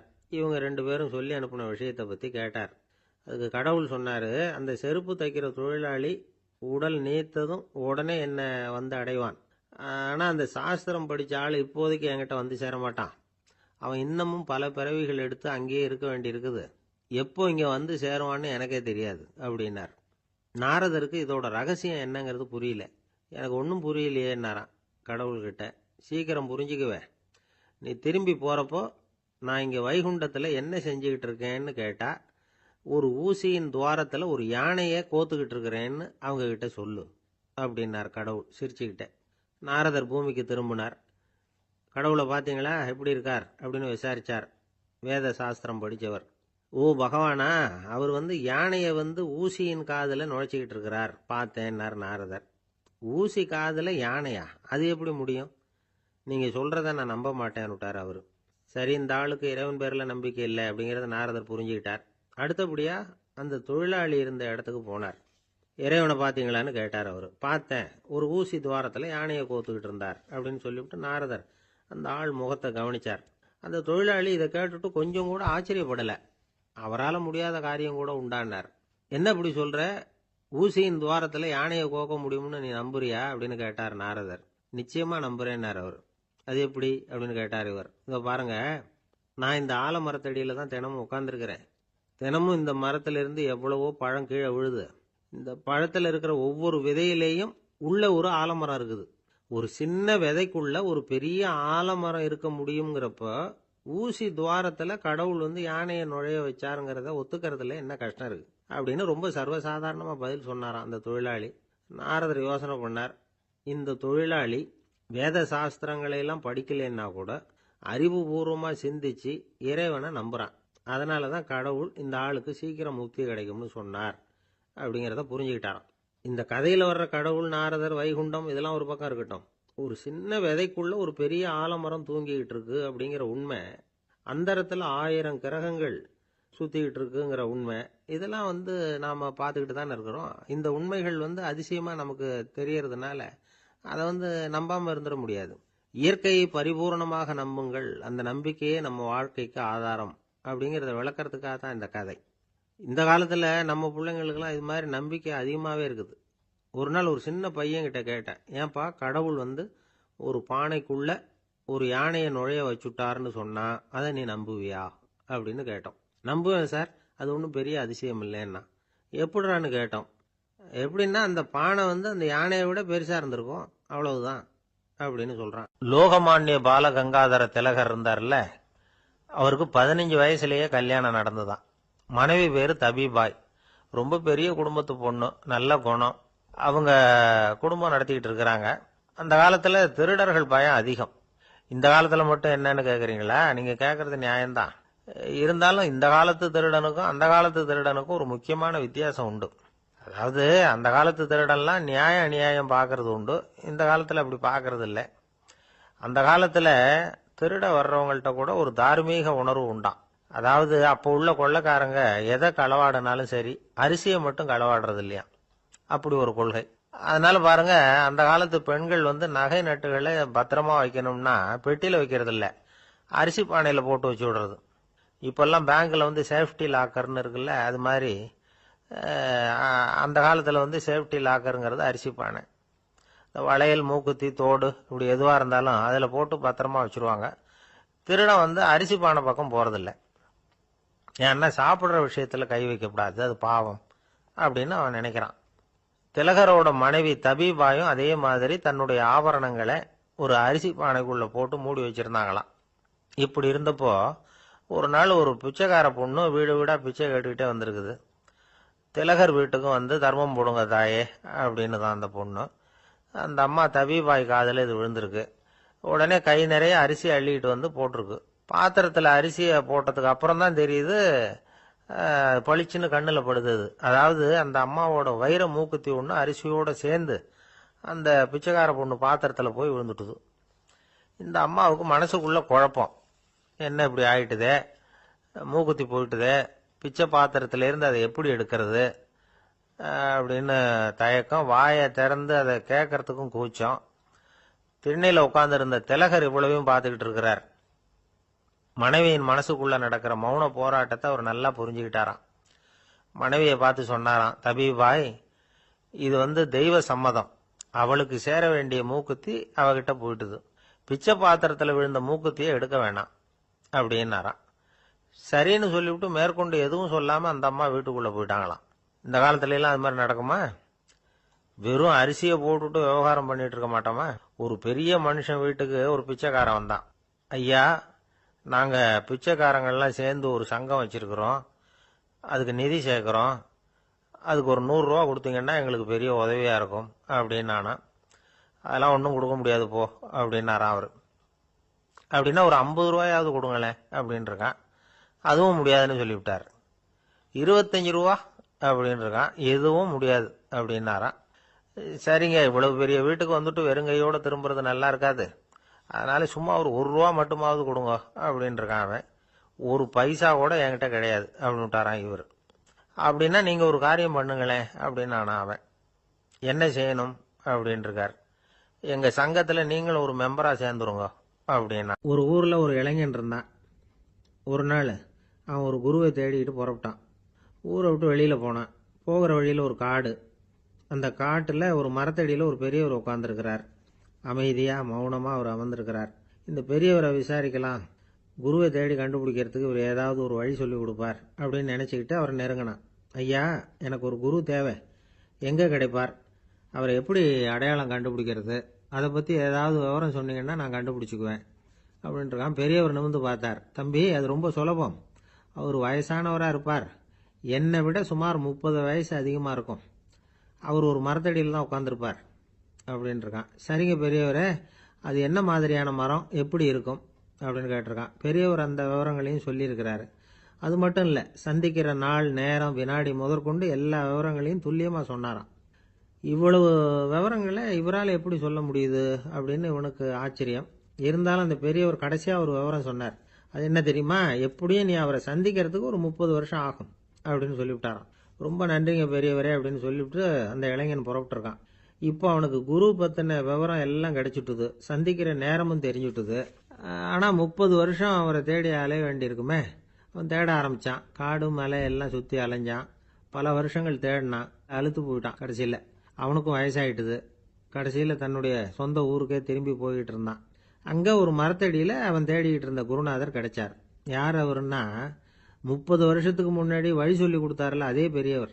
அவருக்கு இப்போ 30 வயசு அதிகமாக இருந்தது. அதே மரம். அன்னைக்கு பெரியவர் சொன்ன அடையாளம் இப்போ பொருத்தமாக இருந்தது. இப்போ அந்த பெரியவர் சொன்னார், சரியாக வந்து சேர்ந்துட்ட, வா, உனக்காக தான் நான் இவ்வளவு காலமும் காத்துக்கிட்டு இருந்தேன் அப்படின்னாராம். என்ன சொல்கிறீங்கன்னு இருக்கான். 30 வருஷத்துக்கு முன்னாடி என்கிட்ட வந்தியே, அப்போவே என் காலம் வந்து முடிஞ்சு போயிருந்தது. அப்போவே என்ன உனக்கு அடையாளம் தெரியல, அதனால் இவ்வளவு காலம் உனக்காக காத்துட்டு இருக்கும்படி ஆயிட்டுது அப்படின்னாராம். ஐயா, அப்போவே நீங்கள் சொல்லியிருக்கலாமே, இதுதான் 30 வருஷம் கழித்து நீ சந்திக்க போகிற இடம், நான் தான் உன்னுடைய குரு அப்படின்னு சொல்லியிருக்கலாமே அப்படின்ட்டுருக்கான். அந்த பெரியவர் சிரிச்சுக்கிட்டே இதுக்கு பதில் சொன்னாராம். நான் எவ்வளவோ விவரமாக தான் சொன்னேன், நீ சரியாக புரிஞ்சிக்கல. காரணம், அப்போ நீ போதுமான அளவுக்கு பக்குவம் பெற்றிருக்கவில்லை. அதனால் புரியும் சக்தி இல்லாமல் போயிட்டுதப்போ 30 ஆண்டு காலம் நீ அலைஞ்சு தெரிஞ்சிருக்கிற. அது காரணமாக இப்போ உனக்கு அந்த பக்குவம் வந்துட்டுது. அதனால தான் அடையாளம் காண முடிஞ்சது. நானே உன்னுடைய குரு அப்படின்னாராம். இதுலேருந்து என்ன தெரியுதுன்னா, ஆன்மீகத்தில் மாணவனாக சேர்றதுக்கு கூட ஒரு பக்குவத்தன்மை தேவைப்படுது. ஒரு பெரிய ஞானி, அவர்கிட்ட சீடனாக இருக்க ஒருத்தன் வந்தான். எதிரில் நின்னான். ஞானி அவனை வெகு நேரம் உற்று பார்த்தார். அப்புறம் சொன்னார், சீடனாக இருக்கிறது ரொம்ப சிரமம்னார். நான் தயாராக இருக்கிறேன்னா. அது இன்னமும் சிரமமாச்சே, இங்கே வந்து குருவாக இருக்கிறது மட்டுமே சுலபம் அப்படின்னாராம். அப்படின்னா நான் குருவாகவே ஆயிடுறேன் அப்படின்னானா. இது போலவே இந்த காலத்தில் கதை ஒன்று உண்டு. ஒரு பள்ளிக்கூடத்தில் வகுப்பு ஆசிரியர் மாணவனை திட்டிக்கிட்டு இருந்தார். டேய், நீ 100க்கு 10 மார்க்கு தான் வாங்கிக்கிட்டு இருக்க. இவ்வளவு மோசமாக நீ படித்தா கடைசியில் மாடு மேய்க்கிறது கூட லாய்க்கு இல்லாதவனா ஆயிடுவேன். அதுக்கப்புறம் என்ன செய்ய போகிறேன் அப்படின்னாராம். பையன் தலையை சொரிஞ்சிக்கிட்டே சொன்னானா, சார் அப்படின்னா ஒன்று செய்கிறேன் அப்படின்னானா. இவர் கேட்டிருக்கார், என்ன செய்ய போகிறேன்னு. வேற என்ன சார், உங்களை மாதிரி ஒரு ஆசிரியர் ஆயிடுறேன் அப்படின்னானா. இமயமலை அடிவாரத்தில் ஒரு மடம். அங்கே ஒரு சன்னியாசி இருந்தார். அவர்கிட்ட ஒருத்தர் வந்தார். சுவாமி, ஆசையை உதற நினைக்கிறேன், முடியல, ஒட்டிக்கிட்டே வருது அப்படின்னாராம். இப்படி உட்கார, ஒரு கதை சொல்கிறேன் அப்படின்னு சொல்லி அவர் சொல்ல ஆரம்பித்தாராம். அவர் சொன்ன கதை என்னன்னா, ஒரு ஊரில் ஒரு ஆள் இருந்தான். அவன் பேர் குப்புசாமி.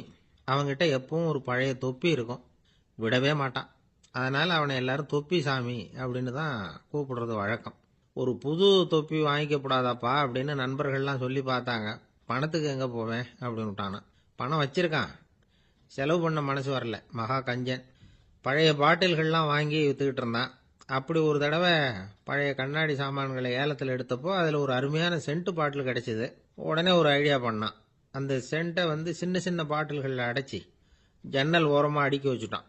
அதை விற்றா நிறைய பணம் கிடைக்குமே, அதனால்.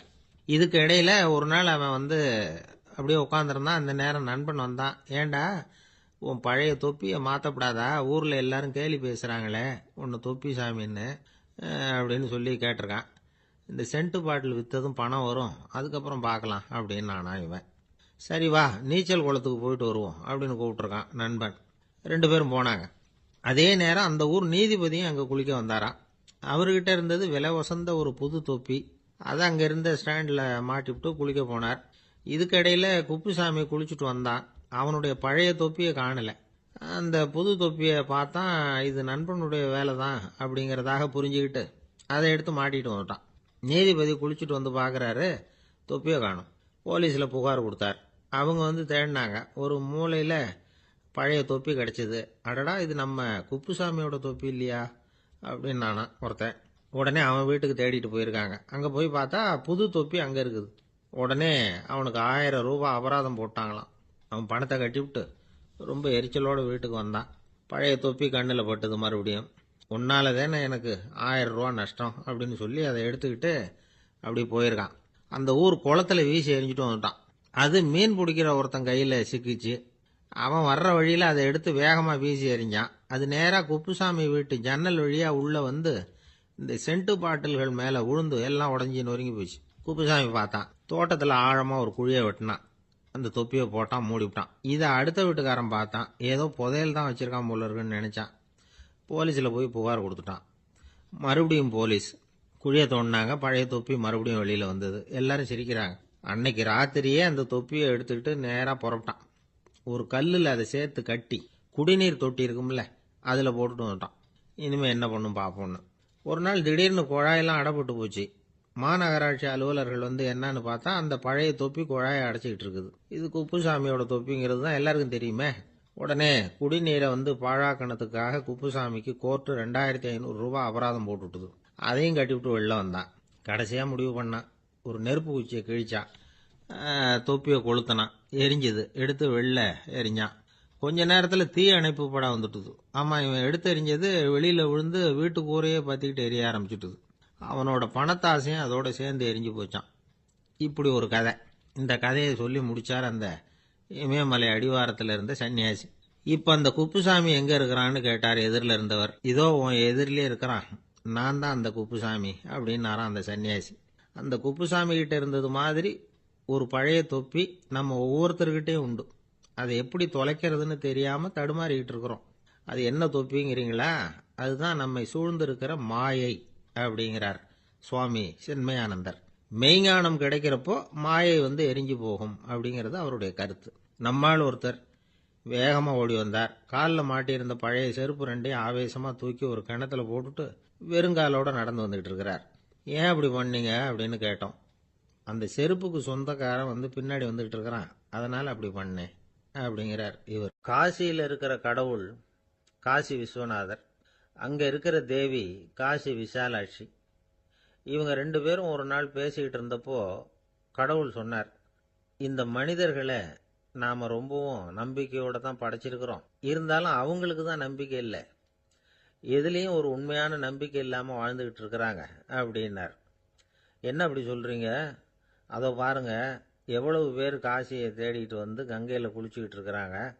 அவங்கெல்லாம் நம்பிக்கை இல்லைன்னா இவ்வளவு தூரம் தேடிட்டு இங்கே குளிப்பாங்களா அப்படின்னு நாங்கள் தேவி. சரி, அதை சோதிச்சு பார்க்கலாம் அப்படின்னு 2 பேரும் முடிவு பண்ணிக்கிட்டாங்க. உடனே ஒரு திட்டம் போட்டாங்க. அது எப்படின்னா, நாம் 2 பேருமே பக்தர்கள் மாதிரி உருவத்தை மாற்றிக்கிட்டு கங்கை கரைக்கு போக வேண்டியது. நான் கங்கையில் இறங்கி குளிக்கிறேன். கொஞ்ச நேரத்தில் சுழலில் மாட்டிக்கிட்டது மாதிரி நடிக்கிறேன். நீ உடனே கரையிலிருந்து சத்தம் போடும். என்னோட வீட்டுக்காரரை யாராவது காப்பாத்துங்களேன்னு சத்தம் போடும். அதோட இன்னொன்று சொல்லு, யாராவது ஒரு புண்ணிய ஆத்மா அவர்கிட்ட போய் அவருடைய முடியை பிடிச்சி இழுக்கணும். அப்படி ஒரு சாபம் இருக்குது எங்களுக்கு. புண்ணிய ஆத்மா, அதாவது எந்த பாவமும் செய்யாத இல்லாத ஒருத்தர் தான் அவரை காப்பாற்ற முடியும். அப்படிப்பட்டவங்க யாராவது வெள்ளத்தில் குதிச்சு என்னுடைய கணவரை காப்பாத்துங்கோ அப்படின்னு நீ சத்தம் போடு, கூச்சல் போடு, என்ன நடக்குதுன்னு பார்க்கலாம் அப்படின்னார் கடவுள். சரின்னு சொல்லி 2 பேருமா சாதாரண பக்தர்கள் மாதிரி கங்கை கரைக்கு சேர்ந்தாங்க. அவர் இறங்கி குளிச்சார். திட்டம் போட்டது மாதிரியே சுழலில் மாட்டிக்கிட்டது மாதிரி கத்துனார். கரையில் இருந்த அந்த அம்மா, ஐயோ என் கணவரை காப்பாத்துங்களேன், யாராவது காப்பாத்துங்களேன்னு கத்துனாங்க. பல பேர் ஓடி வந்தாங்க. உடனே இவங்க, பாவம் இல்லாத புண்ணிய ஆத்மா ஒருத்தரால தான் என்னுடைய கணவர் காப்பாற்றப்படணுங்கிறது விதி, அப்படி ஒரு சாபம் இருக்கு, அதனால புண்ணிய ஆத்மா யாராவது அவர்கிட்ட போய் அவர் முடியை பிடிச்சி தூக்குனா அவரை காப்பாற்றி போடலாம் அப்படின்னாங்க. இவங்க இப்படி சொன்னதும் எல்லாரும் திகைச்சு போய் நின்றுட்டாங்க. ஒவ்வொருத்தருக்கும் அவங்க செஞ்ச பாவம்லாம் ஒவ்வொன்றா ஞாபகத்துக்கு வர ஆரம்பிச்சுட்டுது. சரி, இதுக்கு நாம லாயக்கு இல்லை அப்படின்னு சொல்லி ஒதுங்கி போக ஆரம்பிச்சிட்டாங்க எல்லாம். இந்த சமயத்தில் யாரோ ஒருத்தர் வேகமாக ஓடி வந்தார். ஆற்றுல குதிச்சார். அவர்கிட்ட போனார், முடியை பிடிச்சார், தூக்குனார், அவரை காப்பாற்றி கரைக்கு கொண்டுட்டு வந்துட்டார். அப்படி காப்பாற்றின அந்த ஆளை இவங்க 2 பேரும் தனியாக கூப்பிட்டுக்கிட்டு ஒரு மண்டபத்துக்கு வந்துட்டாங்க. விசாரிக்கிறாங்க. நீ யாரப்பா அப்படின்னு கேட்குறாங்க. ஏதும் தெரியாத மாதிரி. நான் இந்த ஊர் அன்ன சத்திரத்தில் வேலை செய்கிற ஒரு சமையல்காரன் அப்படிங்கிறார்.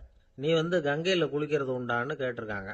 நான் இந்த ஊர்லேயே தான் இருக்கிறேன், இருந்தாலும் தினமும் கங்கையில் குளிக்கிறது இல்லை, எப்பாவது ஒரு நாள் அங்கே குளிப்பேன் அப்படின்னார். கங்கையில் மூழ்கி எழுந்திரிச்சா பாவம்லாம் தொலையும்னு சொல்கிறாங்க. அப்படி இருக்கிறப்போ அங்கே இன்னைக்கு கங்கையில் குளிச்சுக்கிட்டு இருக்கிறவங்கெல்லாம் தங்களை புண்ணிய ஆத்மாவா நினைக்கல. கங்கையில் குளிக்காத நீ உன்னை புண்ணிய ஆத்மாவா நினைச்சி என்னை காப்பாற்ற வந்திருக்கிற, அது எப்படி அப்படின்னு கேட்டார். அதுக்கு அந்த ஆள் சொல்கிறான், கங்கையில் குதிச்சதுக்கு அப்புறம் தானே உங்களை காப்பாற்ற போகிறோம். அப்படி குதிக்கும் பொழுது என்னுடைய பாவம்லாம் போயிருக்கும்ல, நான் புண்ணிய ஆத்மாவா ஆயிருப்பேனே, அதனால தான் துணிஞ்சு உங்களை காப்பாற்றினேன் அப்படின்னா. கடவுளும் தேவியும் அவனுக்கு காட்சி கொடுத்தாங்களாம். இப்படி ஒரு கதை உண்டு. அதாவது கங்கையில் குளிச்சுக்கிட்டு இருக்கிறவங்களுக்கே தங்களுடைய பாவம் போகுங்கிற நம்பிக்கை பரிபூர்ணமாக இல்லை. குளிக்காத ஒருத்தனுக்கு அந்த நம்பிக்கை இருந்தது. அதனால் அவனால் கடவுளை பார்க்க முடிஞ்சது. கடவுளை நாமளும் பார்க்க முடியுமா முடியாதா அப்படிங்கிற குழப்பம்லாம் நமக்கு வேண்டியதில்லை. நம்பிக்கையோடு வாழணுங்கிற உண்மையை மட்டும் இந்த கதையிலேருந்து புரிஞ்சுக்கிட்டா போதும். ஏன்னா இந்த கதையை கேட்டுட்டு ஒரு நண்பன் குதர்க்கமாக ஒரு கேள்வி கேட்டான். ஏன் சார், கங்கையில் குளிச்சா பாவம் போயிடும்னு சொல்கிறீங்களே, நான் எனக்கு வேண்டாத ஒருத்தனை அழைச்சிட்டு போய் கங்கையிலேயே தள்ளி விட்டுட்டு அதுக்கப்புறம் அங்கேயே முழுக்க போட்டுட்டு நான் செஞ்ச பாவத்தை அதுலேயே கழுவி விட்டுட்டு மறுபடியும் உங்ககிட்ட வந்துடுறேன்னு வச்சுக்கோங்க, நீங்கள் என்னை புண்ணிய ஆத்மான்னு ஏற்றுக்குவீங்களா அப்படிங்கிறான். ஆள் கொஞ்சம் ஆசைந்தான், நம்மளே அங்கே அழைச்சிட்டு போனாலும் போயிடுவான். 13வது பாடல்.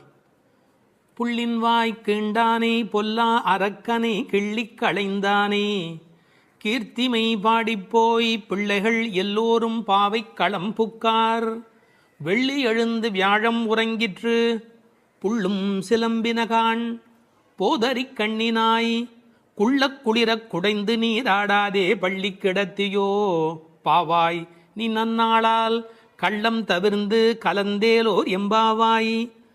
கண்ணழகு படைத்த பெண் ஒருத்தியை இப்பாசுரத்தால் எழுப்புகிறார்கள்.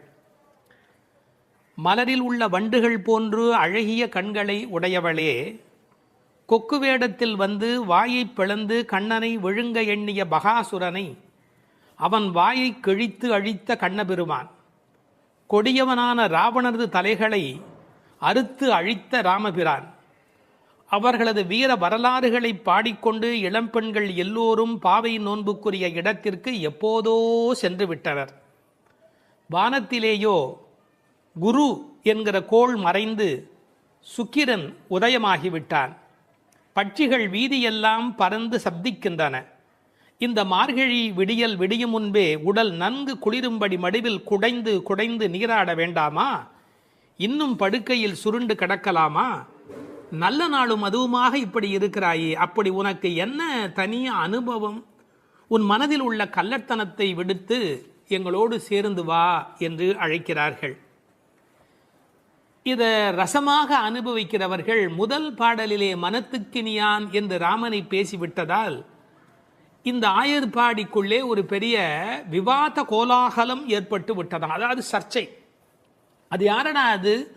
கண்ணனுடைய ஊரிலே ராமனுடைய கதையை பேசிக் கொண்டிருக்கிறார்களே என்று சில பேர், சில ஆயர்கள் கோபப்படவும், ஏன் அப்படி பேசக்கூடாதா என்று சில பேர் மறுபடியும் எதிர்ப்பக்கம் விவாதிக்கவும், ஒரு பட்டிமண்டபத்தை போலவே ஒரு விவாதம் அங்கு தொடங்கிவிட்டது என்று அனுபவிப்பார்கள். ஏனென்றால் இந்த பாடல் எப்படி வருகிறது? புள்ளின்வாய் கீண்டானி என்று கண்ணபெருமான் பகாசுரனை அழித்த கதையை சொல்லி பிறகு பொல்லா அரக்கனை கிள்ளிக் களைந்தானே என்று ராமாவதார கதையையும் சேர்த்து பேசுகிறார்கள். அதை எப்படி சொல்லுகிறார்கள்? கண்ணனுடைய ஸ்தலத்தில் ராமனுடைய கதையா என்று ஒருவர் கேட்க, ஏன் முன்பு ராமனை பாடிய காலத்திலே நாம் கண்ணனை சேர்த்து பாடியது இல்லையா? அந்த காரணமாக வருக வருக வருக இங்கே வாமன நம்பி வருக, கரிய குடல் செவ்வவாய் முகத்து என் காகுத்த நம்பி வருக என்று ஆண்டாளே பாடியிருக்கிறாளே. எனவே ஆண்டாள் சிற்றில் சிதைத்தல் பாடுகிற காலத்தில் சீதவாய் அமுதம் உண்டாய் எங்கள் சிற்றில் சிதையேல் என்று பாடியிருக்கிறாளே. அந்த அனுபவத்தை எல்லாம் இங்கே குறிப்பிடுகிறார்கள்.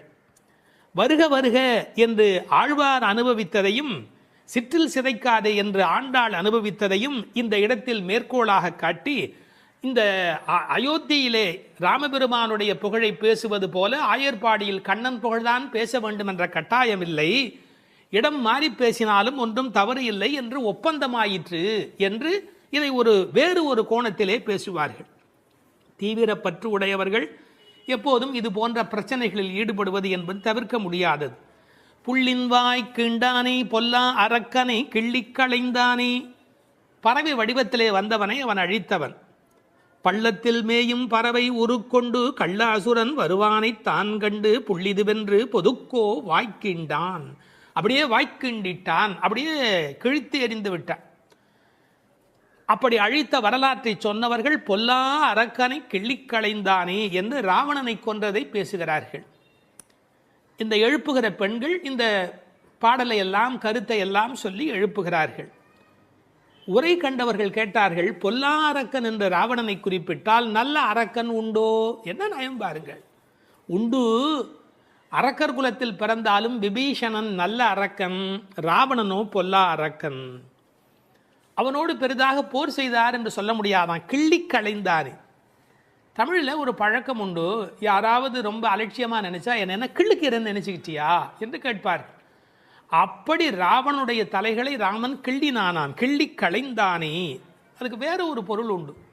தன்முனைப்பு உள்ளவர்கள் பரமாத்மாவால் அழிக்கப்படுவார்கள் என்கிற அந்த உணர்வு 10 தலை ஒருவருக்கு உண்டு என்ற கதையை அப்படியே எடுத்துக்கொள்வதை விட, பன்முகமாக ஆசை தலி விரித்து ஆடுகிற போது ஒருமுகமுடைய பரமாத்மா மனதை நாம் ஒருமுகப்படுத்தினால் நமக்கு உள்ளே இருக்கிற பன்முகம் அழிந்து போகும் என்று உருவகமாக எடுத்துக்கொண்டு அனுபவிப்பவர்களும் உண்டு. இப்படி ராவணனை அழித்த வரலாற்றை பேசி கீர்த்திமை பாடிப்போய் பிள்ளைகள் எல்லோரும் பாவை களம் புக்கார். இந்த நெல் பயிரிடுகிற இடத்துக்கு நெற்களம் என்று பெயர். அதுபோல் பாவை நோன்பு நோற்கிற இடத்துக்கு பாவைக்களம் என்று பெயர். யாருடைய புகழை பாடுகிறார்கள்? கீர்த்திமை பாடி, ராமன் கண்ணன் இருவருடைய புகழையும் பாடி, கீர்த்தி புகழை பாடி, பிள்ளைகள் எல்லோரும் சின்ன குழந்தைகளாகிய பெண் பிள்ளைகள் எல்லாரும் சேர்ந்து பாவைக்களம் புக்கார். அவங்கெல்லாம் நோன்பு நோக்கிற இடத்துக்கு போய்விட்டார்கள், நான் மட்டும் உனக்காக இங்கே நின்று கொண்டிருக்கிறேன், சீக்கிரம் வாடி என்பது போல் பேசுகிறார். இப்போது பொழுது விடிந்து விட்டது என்பதில் அடையாளம் ரொம்ப நுட்பமான ஒரு அடையாளம். வெள்ளி எழுந்து வியாழம் உறங்கிற்று. அதாவது வெள்ளிக்கிழமை தோன்றிவிட்டது, வியாழக்கிழமை முடிந்து விட்டது இல்லை, குரு ஹோரை போய்விட்டது, சுக்கிரஹோரை தொடங்கி விட்டது. அது இன்னொரு கோணம். வானியலை பற்றி நன்கு ஆய்வு செய்தவர்கள் ஒரு குறிப்பிட்ட காலத்திலே சுக்கிரனுடைய எழுச்சியும் வியாழனுடைய அந்த இறங்கு முகமும் ஒன்றாக நடக்கும் என்று குறிப்பிடுகிறார்கள். சுஜாதா அவர்கள் இதை வைத்துக்கொண்டு கிபி 885 என்று உறுதி செய்ய முடியும் என்று ஒரு கட்டுரையிலே எழுதியிருக்கிறார்கள். ஆனால் வேறு சிலரோ கிபி 8ஆம் நூற்றாண்டில் ஒரே ஒரு முறை மட்டும் அதிகாலை பொழுதில் சுக்கிரன் எழுவதும் குரு மறைவதும் ஒரே வேளையில் நிகழ்ந்துள்ளது. அது முழு நிலவு நாள், பௌர்ணமி. அந்த நாள் அப்படியே குறிப்பிடுகிறார்கள். அந்நாள் கிபி 731 டிசம்பர் 18 காலை 3:30 முதல் 4 மணி. இதனை அடி ஒற்றி ஆண்டாள் பிறந்தது கிபி 716 ஆடிப்பூரம் என்று கணக்கிட்டிருக்கிறார். பாருங்க எவ்வளவு அழகான ஒரு காலக்கணக்கு. வெள்ளி எழுந்து வியாழன் உறங்கிற்று. புள்ளும் சிலம்பின. முன்னர் ஒரு முறை புள்ளும் சிலம்பின என்ற பாடல் வந்திருக்கிறது. அதெல்லாம் கூட்டுக்குள்ளே. இப்போ வெளியில் பறவைகள் எல்லா இடங்களிலும் திரிந்து அவை இப்போது சப்தம் எழுப்பி கொண்டிருக்கின்றன. இந்த இடத்துல புள்ளும் சிலம்பியதை பற்றி சொல்லுகிற போது உரையாசிரியர்கள் இதை ஆசிரிய பெருமக்களோடு ஆச்சாரிய பெருமக்களோடு இணைத்து பேசுவது வழக்கம். குயில் அதுபோல சில ஆச்சாரியர்கள், கொக்கு அதுபோல, அன்னம் போல, கருடன் போல என்று பறவையோடு அவர்கள் ஓமிக்கத்தக்கவர்கள். கண்டத்வனியிலே, அதாவது குரல் வளத்திலே அவர்கள் குயில் மாதிரி. ஏகாகிர சிந்தையில், எப்போதும் மனம் ஒருமுகமாக இருத்தலில் கொக்கு போல, கொக்கொக்கு கூம்பும் பருவத்து என்பார் திருவள்ளுவர். சாரத்தை கிரகித்துக் கொள்வதிலே அன்னபக்ஷி போல, அன்னத்தைப் போல. கைங்கரியம் என்ற தொண்டு செய்வதிலே கருட பட்சியைப் போல, பல்லடிமை திறத்தினாலே என்று பறவையை அப்படியே அடியார்களோடு ஒப்பிடுவதும் வழக்கம். போது அறி கண்ணினாய், போதுன்னு சொன்னால் முட்டு என்று பொருள். தமிழ் ஒரு அழகான மொழி. அரும்பு, முகை, முகிழ், மொட்டு, மலர். பாருங்க, மலருடைய பல நிலைக்கும் பேர் இருக்கு, இன்னும் கூட இருக்கு. அதாவது வெளியில் புறப்படுவது அரும்பு, கொஞ்சம் மேலே வந்தால் அது முகை, கொஞ்சம் அது இதழ் திறக்க ஆரம்பித்தா அது முகிழ், அது நல்ல விரிந்து விட்டாதான் அதுக்கு மலர் அப்படின்னு பேர். ரெண்டுக்கும் நடுவில் இருக்க போது போதுன்னு பேர். அந்த போது அது போன்ற கண்களை உடையவள். அதில் வண்டு உட்கார்ந்திருப்பதை போன்ற கண். ஐயா, வெள்ளையாக கண்ணில் ஒரு பகுதி இருக்குது, கருப்பாக ஒரு பகுதி இருக்குது. அது வெள்ளையாக இருக்கிற மலர், அதன் மேலே கருப்பாக இருக்கிற வண்டு உட்கார்ந்திருக்கிற தன்மையினை போதறி கண்ணினாய் என்ற ஓமையாக குறிப்பிட்டார்கள். குளிக்கிறது எப்படி குளிக்கணுமா? குள்ள குளிர குடைந்து நீர் ஆடு. அப்படி ஆடாதே, பள்ளிக்கிடத்தியோ பாவாய் நீ. இந்த பெண்ணம்பெரிய அப்படிங்கிற ஒரு சொல்லாட்சி உண்டு. அதுபோல குள்ள குளிர என்ற வார்த்தையை பயன்படுத்தினார்கள். நல்லா முங்கி குளிக்க வேணும், குடைந்து நீராட வேண்டும். ஆற்றில் குளத்தில் கிணற்றில் இருந்து நீர் வளம் இருக்கிற இயற்கையை புதுப்பிக்கின்ற அந்த அழகான மழைக்கு பிறகு அந்த குளிக்கிற சுகத்தை இந்த வரியிலேயே கொண்டு வருகிறாள். குள்ள குளிர குடைந்து நீராடாதே பள்ளி கிடத்தியோ பாவாய் நீ நன்னாளால். எல்லா நாளுமே நல்ல நாள் தான். ஆனால் இன்றைக்கு கண்ணனுக்கு நாம் பார்க்க போகிற நாள், ஊருக்கு நலம் செய்கிற நாள், உனக்கு நன்மையான நாள். அப்படி இருக்கும்போது நீ படுத்து கிடக்கிறாயே, பள்ளி அறையிலேயே படுத்து கிடப்பவருக்கு பள்ளி கொண்ட பெருமாளை பார்க்கிற பாக்கியம் கிடைக்குமா? அவனை பருகும் சுகம் உனக்கு எப்படி வாய்க்கும்? கள்ளம் தவிர்ந்து கலந்தேலோர் எம்பாவாய். நீ மட்டும் தனியா மனசுல அனுபவிக்கிறியா? அந்த திருட்டுத்தனத்தை விட்டுடு. கள்ளம் தவிர்ந்து தனியாக அனுபவிக்காதே. கலந்து ஏலோர் எம்பாவாய். இறைவனை எல்லோரும் சேர்ந்து அனுபவிப்பதே சுகம் என்று இந்த பாசுரத்தால் அவர்கள் விளக்கி காட்டுகிறார்கள். திருப்பாவை 11ஆம் பாட்டு. கற்றுக்கரவை கணங்கள் பல கறந்து செற்றார் திரளழியச் சென்று செரு செய்யும் குற்றமொன்று இல்லாத கோவலர்தம் பொற்கொடியே புற்றரவு அல்குல் புனமையிலே போதராய்.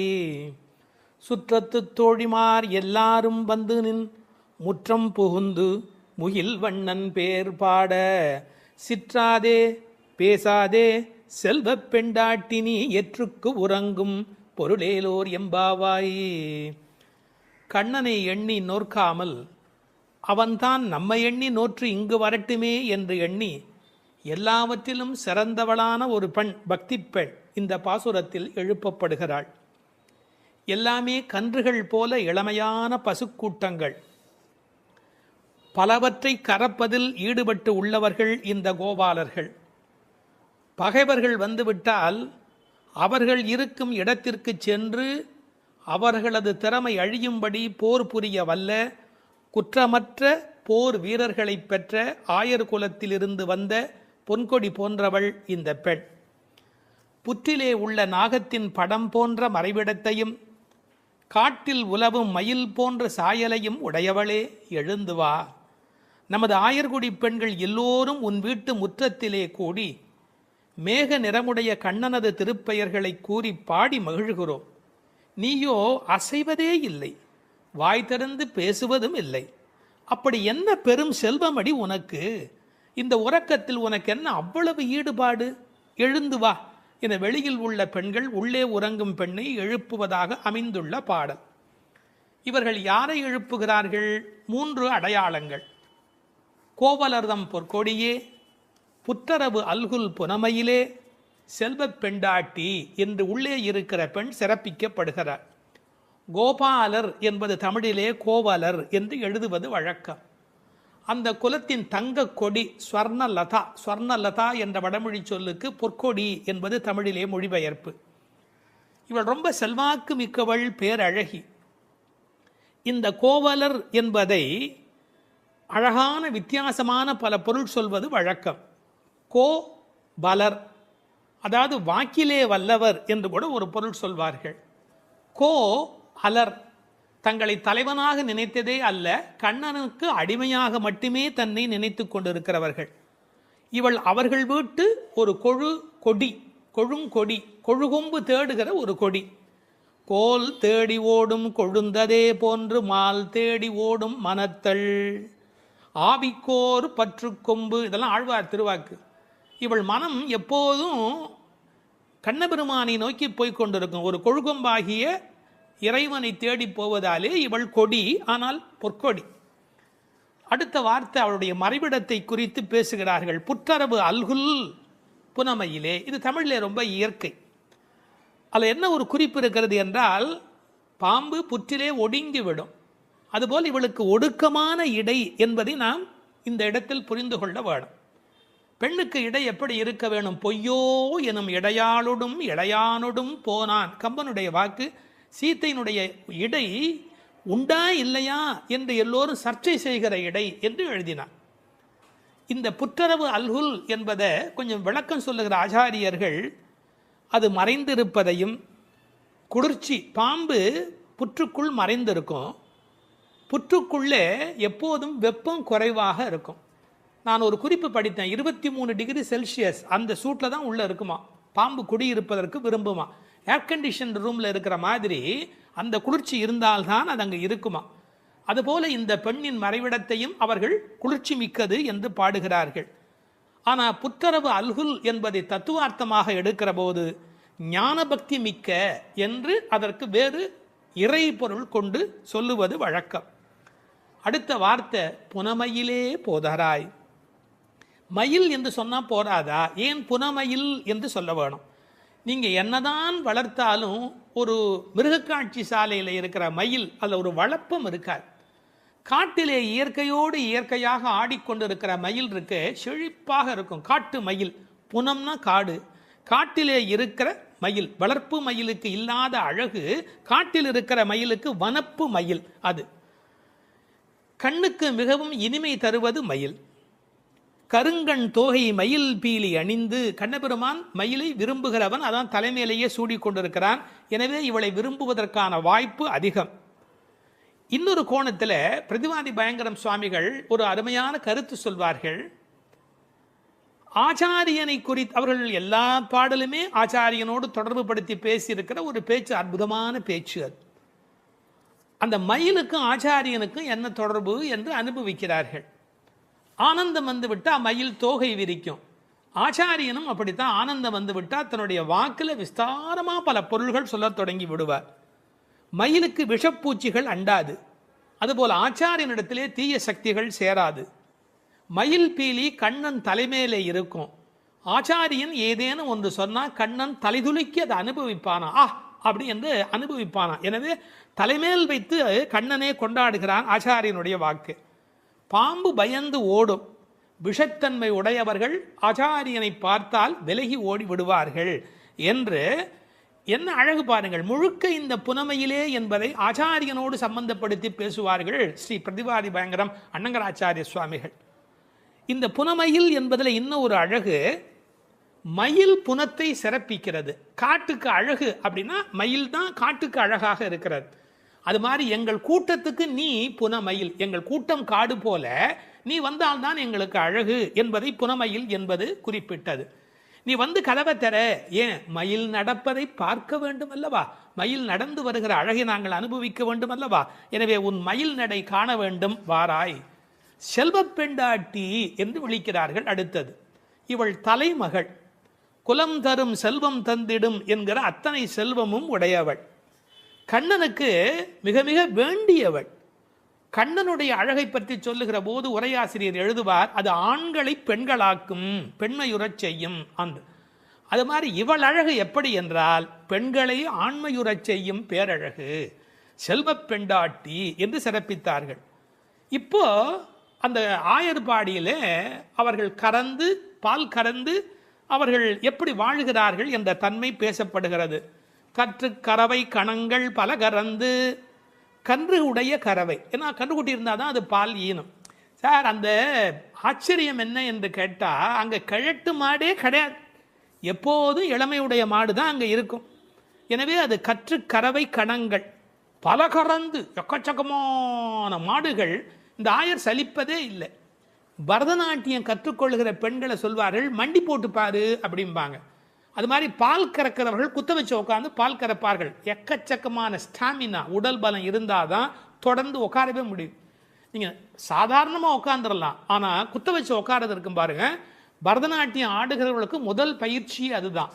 பால் கறக்கிற அந்த கோபாலர்களுக்கு இயல்பிலேயே வரிசையாக மாட்டை கறந்து உடல் பலம் எக்கச்சக்கமாக இருக்கும். பல கறந்து, இந்த கன்று என்பதை கற்று என்று எழுதுகிறார்கள். ஏன்னா மெல்லினமாக தான் இருக்கணும் கன்று. அது எப்படி வல்லினம் ஆயிட்டுனா கண்ணுக்குட்டி மாதிரியா இருக்குது, அதுவே அவ்வளோ வலிமையாக துள்ளி குதிச்சுக்கிட்டு இருக்குது. அப்புறம் கன்றுன்னு எப்படி சொல்கிறது, அது கற்று. இதுக்கும் ஆழமான ஒரு உரை சொல்லுகிற வழக்கம் எப்படின்னா, கல்வி கற்று அப்படின்னா கல்வியின் மூலமாக. அதாவது இது கண்ணுக்குட்டி அப்படிங்கிற அர்த்தத்தை தாண்டி நிறைய கல்வி கற்ற சிஷ்ய கோடிகளோடு ஆச்சாரியன் வருகிற பேரழகு, இப்படி ஆச்சாரியனோடு சம்பந்தப்படுத்தி அந்த பாடலுக்கு விளக்கம் சொல்வது உண்டு. பசுவனுடைய சிறப்பை சொல்வதாக இருந்தால் அந்த கோதூளி, அதனுடைய கால் தூசிக்கு பெருமை அதிகம். அந்த பசுவினுடைய அந்த கொட்டில் இருக்கு இல்லையா, மாட்டு கொட்டில், அங்கே போய் உட்காந்தா மன அமைதி கிடைக்கும். வாழ்க்கையில் மனதில் ரொம்ப அதிக துன்பம் உடையவர்கள் பசுக்கள் குடியிருக்கிற கொட்டிலில் போய் பசுக்களை தொட்டு தடவி கொஞ்ச நேரம் அங்கே இருந்தால் அடைய முடியாத அமைதி அடைவார்கள், நோயிலே இருந்து நீங்குவார்கள் இப்போ கண்டுபிடிச்சிருக்கிறாங்க. இப்படி ஒருவரே பல மாடு கடந்து எடுக்கக்கூடிய உடல் பலம் உடையவர்கள். ஆனால் வெறும்னா பால் கறக்கிற ஆட்கள்னு நாம் நினைக்கக்கூடாது. எதிரிகள் யாராவது, எதிரினா இவங்களுக்கு கிடையாது, கண்ணனை எதிர்க்கிறதுக்கு யாராவது வந்தா செற்றார் திரளழிய சென்று செரு செய்யும். வேடிக்கையா சொல்லுவாங்க, டேய் என் ஏரியாவுக்கு வாடா பார்த்துக்கிறேன் அப்படின்னு. அது மாதிரி சிங்கத்தை குகையிலேயே சந்திப்பது போல எதிரிகளுடைய கோட்டைக்கு உள்ளேயே புகுந்து அவர்களை அடித்து நொறுக்குவார்கள். கிருஷ்ணனுடைய எதிரிகளை தங்கள் எதிரிகளாக நினைத்துக் கொள்வார்கள். செற்றார் திரளழிய சென்று செரு செய்யும். ராமனை பற்றி பாடும்போது சென்று அங்கு தென்னிலங்கை செற்றாய் திரள் போற்றினாலே, இந்த ஆயர்பாடியில் இருக்கிற கோபாலரும் சென்று சண்டையிடுகிறவர்கள். குற்றம் ஒன்றில்லாத கோவலர். அவங்களுக்கு இடக்கை வழக்கை தெரியாது. படித்து வந்தாலும் சார் விஷமம் பண்ணுவான், கல்வி உள்ளவன் தானே அதிக வம்பு பண்ணுவான். இவங்களுக்கு எந்த குற்றமுமே கிடையாது. அப்படிப்பட்ட கோவலர்தம் பொற்கொடியே. சுற்றத்து தோழிமார் எல்லாரும் வந்து அத்தனை பேரும் வந்துட்டோம். முடி உன் வீட்டு வாசல்ல நிற்கிறோம். தேக பந்துக்கள் ஆத்ம பந்துக்கள் என்று எல்லாருமா நாங்கள் உங்கள் வீட்டு வாசலில் வந்து நிற்கிறோம். நீ முற்றம் புகுந்து முகில்வண்ணன் பேர் பாட. உங்கள் வீட்டு கதவை திறந்து நாங்கள் தொட்டி முற்றத்துக்குள்ளேயே வந்து நிற்கிறோம். வீடு கட்டுகிறவர்கள் பழைய காலத்தில் படி, நடை, கூடம், முற்றம், பின்னால் இருக்கிற இடம் வெளி என்று கட்டுவார்கள். நாங்கள் படியை தாண்டி நடையை தாண்டி வீட்டு முற்றத்துக்குள்ளே வந்து பாடுகிறோம். இன்னும் உன் காதில் கேட்கலையா? அணியரங்கன் திருமுற்றத்து அடியார் தங்கள் இன்பமிகு பெரும் குழுவும் கண்டு. பெருமாள் திருமொழியில் இருக்கிற வாக்கு. ரங்கநாதனுடைய முற்றத்தில் வந்து நின்று கொண்டு பாடுவார்கள். அதுபோல நாங்கள் இப்போது பாடிக்கொண்டிருக்கிறோம். முற்றம் புகுந்து முகில் வண்ணன் பேர் பாட. ஒரு அழகு சொல்லட்டுமா? உன்னை புனமயில் என்று வர்ணிக்கிறார்கள். மயில் எப்போ ஆடும்? முகில் பார்த்தா ஆடும். கண்ணன் முகில் வண்ணன், நீ புனமயில், அவனுக்கென்று ஆடப் பிறந்தவள். முகில் வண்ணன் பேர் பாட சிற்றாதே. சிற்றாதேன்னா அசையாம கிடக்கிறமா, நீ உடம்பு கூட அசையில. நாங்கள் இவ்வளோ பேர் பாடுறோம், ஒரு குலுங்கல் ஒன்றுமே இல்லையே. பேசாதே, பதிலும் நீ பேச மாட்டேங்கிற. செல்வ பெண்டாட்டி, ரொம்ப உனக்கு நாம் கண்ணனுக்கு வேண்டியவன் அப்படிங்கிற ஒரு ஒரு கர்வம் வந்து விட்டதா? செல்வ பெண்டாட்டி நீ எற்றுக்கு உறங்கும் பொருள் ஏலோர் எம்பாவாய். உறக்கத்தில் அர்த்தமே இல்லையேடி, அர்த்தமில்லாத தூக்கத்தில் போய் ஆழ்ந்து கிடக்கிறாயே என்று பேசுவதாக அமைந்திருக்கிறது இந்த பாடல். 9வது பாடல். தூமணி மாடத்து சுற்றும் விளக்கெரிய தூபம் கமழ துயிலடை மேல் கண் வளரும் மாமன் மகளே. மணிக்கதவும் தாழ்த்திரவாய் மாமீர் அவளை எழுப்பீரோ. உன்மகள்தான் ஊமையோ அன்றிச் செவிடோ அனந்தலோ ஏமப் பெருந்துயில் மந்திரப்பட்டாளோ. மாமாயன் மாதவன் வைகுந்தன் என்றென்று நாமும் பலவும் நவின்றேலோர் எம்பாவாய். அப்பழுக்கற்ற தூய்மையான பரிசுத்தமான மாட மாளிகைகளைச் சுற்றிலும் 4 பக்கங்களிலும் விளக்குகள் ஒளிவிட்டு பிரகாசித்து எரிந்து கொண்டிருக்கவும், அம்மாளிகையைச் சுற்றிலும் அகில் சந்தனம் போன்ற வாசனைப் பொருள்களின் நறுமணம் எங்கும் கமழவும், நல்ல பஞ்சடைத்த மெத்தையில் கண்ணுறக்கம் கொள்ளும் எங்கள் மாமன் மகளே. மாணிக்கங்கள் பதிக்கப் பெற்ற உன் வீட்டு கதவின் தாழ்பாளை திறக்க மாட்டாயா? திறந்து விரைவில் வந்து எங்களுடன் சேர்ந்து கொள்ள மாட்டாயா? மாமிகளே, நீங்களாவது அவளை எழுப்பிவிட மாட்டீர்களா? விடிந்து எவ்வளவு நேரமாகிவிட்டது. நாங்கள் இவ்வளவு நேரம் அவளை அழைத்து கொண்டிருக்கிறோமே, அவளுக்கு என்ன ஆயிற்று? ஒரு வார்த்தை கூட பதில் கூற மாட்டேன் என்கிறாளே. அவள் என்ன பேசும் திறனற்ற ஊமையா? அல்லது நாங்கள் அழைப்பது அவளுக்கு கேட்கவில்லையா? காது கேட்கவில்லையா? அல்லது ஆழ்ந்த பேருறக்கத்தில் படுத்து கிடக்கிறாளா? அல்லது யாரேனும் கட்டுப்படுத்தி அவளை பெருந்துயில் கொள்ளுமாறு செய்து விட்டார்களா? அல்லது ஏதேனும் மந்திரம் மாயம் செய்திருக்கிறார்களா? அதன் வசம் கட்டுப்பட்டு இப்படி பேருறக்கம் கொண்டு கிடக்கிறாளே. நாங்கள் அந்த மாமாய செயல்களில் வல்லவனும் மிகுந்த தவமுடைய இலக்குமியின் கணவனும் வைகுண்டத்திற்கு அதிபதியுமான நாராயணன் பெயரை திரும்ப திரும்பச் சொல்லி பக்தி பரவசத்தில் ஈடுபட்டு அவளை அழைக்கிறோமே. அவள் ஏன் இன்னும் எழுந்து வந்து கதவை திறந்து எங்களுடன் சேர்ந்து இறைவன் திருப்பெயரை சொல்லி வழிபட மாட்டேன் என்கிறாள்? நீங்களாவது கேட்டுச் சொல்லுங்களேன் என்கிறார்கள். இந்த பாடலின் திரண்ட பொருள் இது. தூமணி மாடத்து சுற்றும் விளக்கெரிய. விளக்கு எரிப்பதற்கே நிறைய செல்வம் இருக்க வேண்டும். இது சீர்மல்கும் ஆய்பாடி செல்வச் சிறுமியர்கள் வாழுகிற இடம். அந்த வீட்டினுடைய அமைப்பு எப்படி இருக்கிறது? தூய்மையான ரத்தின மணிகள் அப்படியே பதிந்து வைத்திருக்கிறார்கள். ஒரு குறிப்பு எழுதுகிறார்கள், அரசர்கள் அந்தப்புறத்திற்கு சிறந்த மணியை கொண்டு அற்புதமான கட்டடத்தை அமைப்பார்களாம். அங்கு வேண்டாம் என்று ஒதுக்கப்பட்ட கற்களை கொண்டுதான் அரண்மனையையே கட்டுவார்களாம். இது துவளில் மண்டபம், அது தூமணி மாடம் என்று அதற்கு ஒரு விளக்கம் சொல்கிறார்கள். ஆக இழைத்து இழைத்து தூய்மையான மணியினை கொண்டு வந்து கட்டியிருக்கிறார்கள். அது ரத்தின மணி. இந்த பெண் எழுந்திருந்திருக்க வேண்டும், எழுந்திருக்கவில்லை. ஒரு வித்தியாசம் இருக்கிறது. ஒரு குடும்பம் விழிப்பதற்கு முன்பு விழிக்க வேண்டியவள் அந்த வீட்டில் இருக்கிற பெண். ஏனென்றால் ஆண் எழுந்தால் அவனை மட்டும்தான் சுத்தம் செய்து கொள்கிறான். பெண் எழுந்தால் அந்த வீடே சுத்தமாகிறது என்று ஒரு பொன்மொழி சொல்வார்கள். எனவே ஒரு பெண்ணாகி இருக்கிறவள் இப்படி உறங்கிக் கொண்டிருக்கலாமா? தூமணி மாடத்து சுற்றும் விளக்கெரிய. 4 புறங்களிலும் நல்ல விளக்கு எரிந்து கொண்டிருக்கிறது. அது மட்டுமல்ல, அகில் சந்தனம் போன்ற நறுமண புகை வீசுகிறது. தூபம் கமழ. செல்வச் செழிப்பு. துயிலணை மேல் கண் வளரும். அது தூங்குவதற்காகவே அமைக்கப்பட்டிருக்கிற ஒரு பெரிய மெத்தை. அதாவது அந்த மெத்தையை பார்த்தாலேயே வா வா வா வந்து படு என்று அழைப்பதை போல 5 விதமான சிறப்புகள் அமைந்திருக்கக்கூடிய பஞ்சனை அது. அதில் அழகு இருக்கிறது, மென்மை இருக்கிறது, குளிர்ச்சி இருக்கிறது, சுகம் இருக்கிறது. அப்படிப்பட்ட அருமையான அந்த பஞ்சனையின் மீது அவள் படுத்திருக்கிறாள். தமிழிலே தூங்குகிறார்கள் என்று சொல்ல மாட்டார்கள், கண்வளராய் என்று சொல்வார்கள், மங்களம் கருதி. ஏன்னால் தூங்கிவிட்டார் என்றால் அமங்கலமாகிவிடுமே என்பதற்காக கண்வளராய் என்று சொல்லை பயன்படுத்துவது வழக்கம்.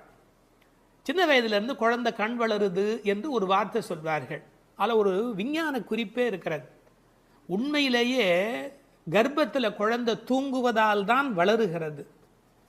அது ஒரு 10 மாத காலம் தாயின் கர்ப்பத்தில் கண் திறக்காது. கண் திறந்து விட்டால் ஊமை, அது விதவிதமான குறைபாடு உடைய ஊனமான குழந்தையா வந்து பிறக்கும் என்று விஞ்ஞான குறிப்பு இருக்கிறது.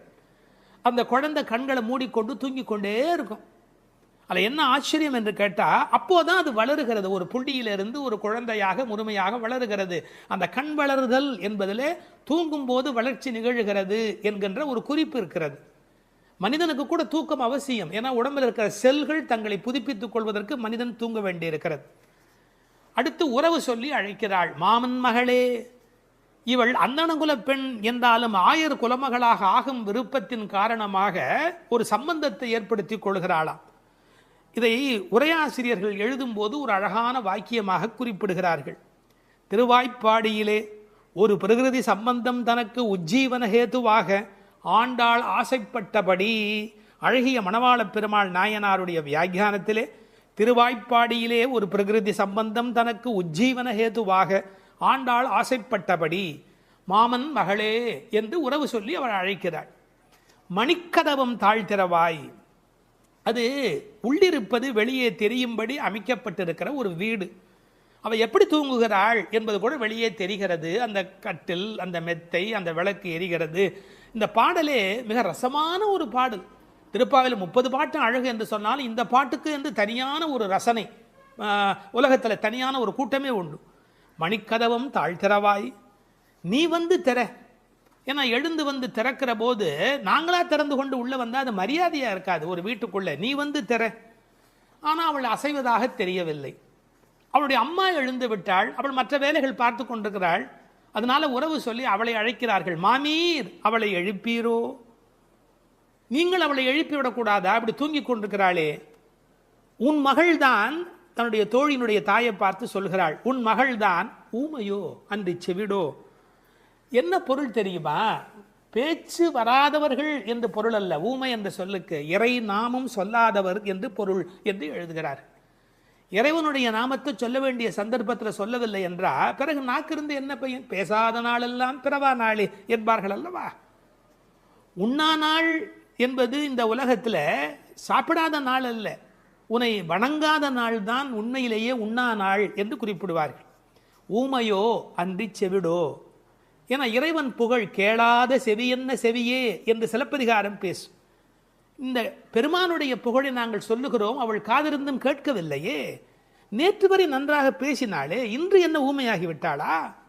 அழைப்பு அவள் காதில் போய் விழவில்லையா? அல்லது இரண்டுமே அவளுக்கு இணைந்து விட்டதா? சோம்பல் வயப்பட்டாளா? யாரேனும் மந்திரம் மாயம் செய்து விட்டார்களா? என்ன நடந்து விட்டது?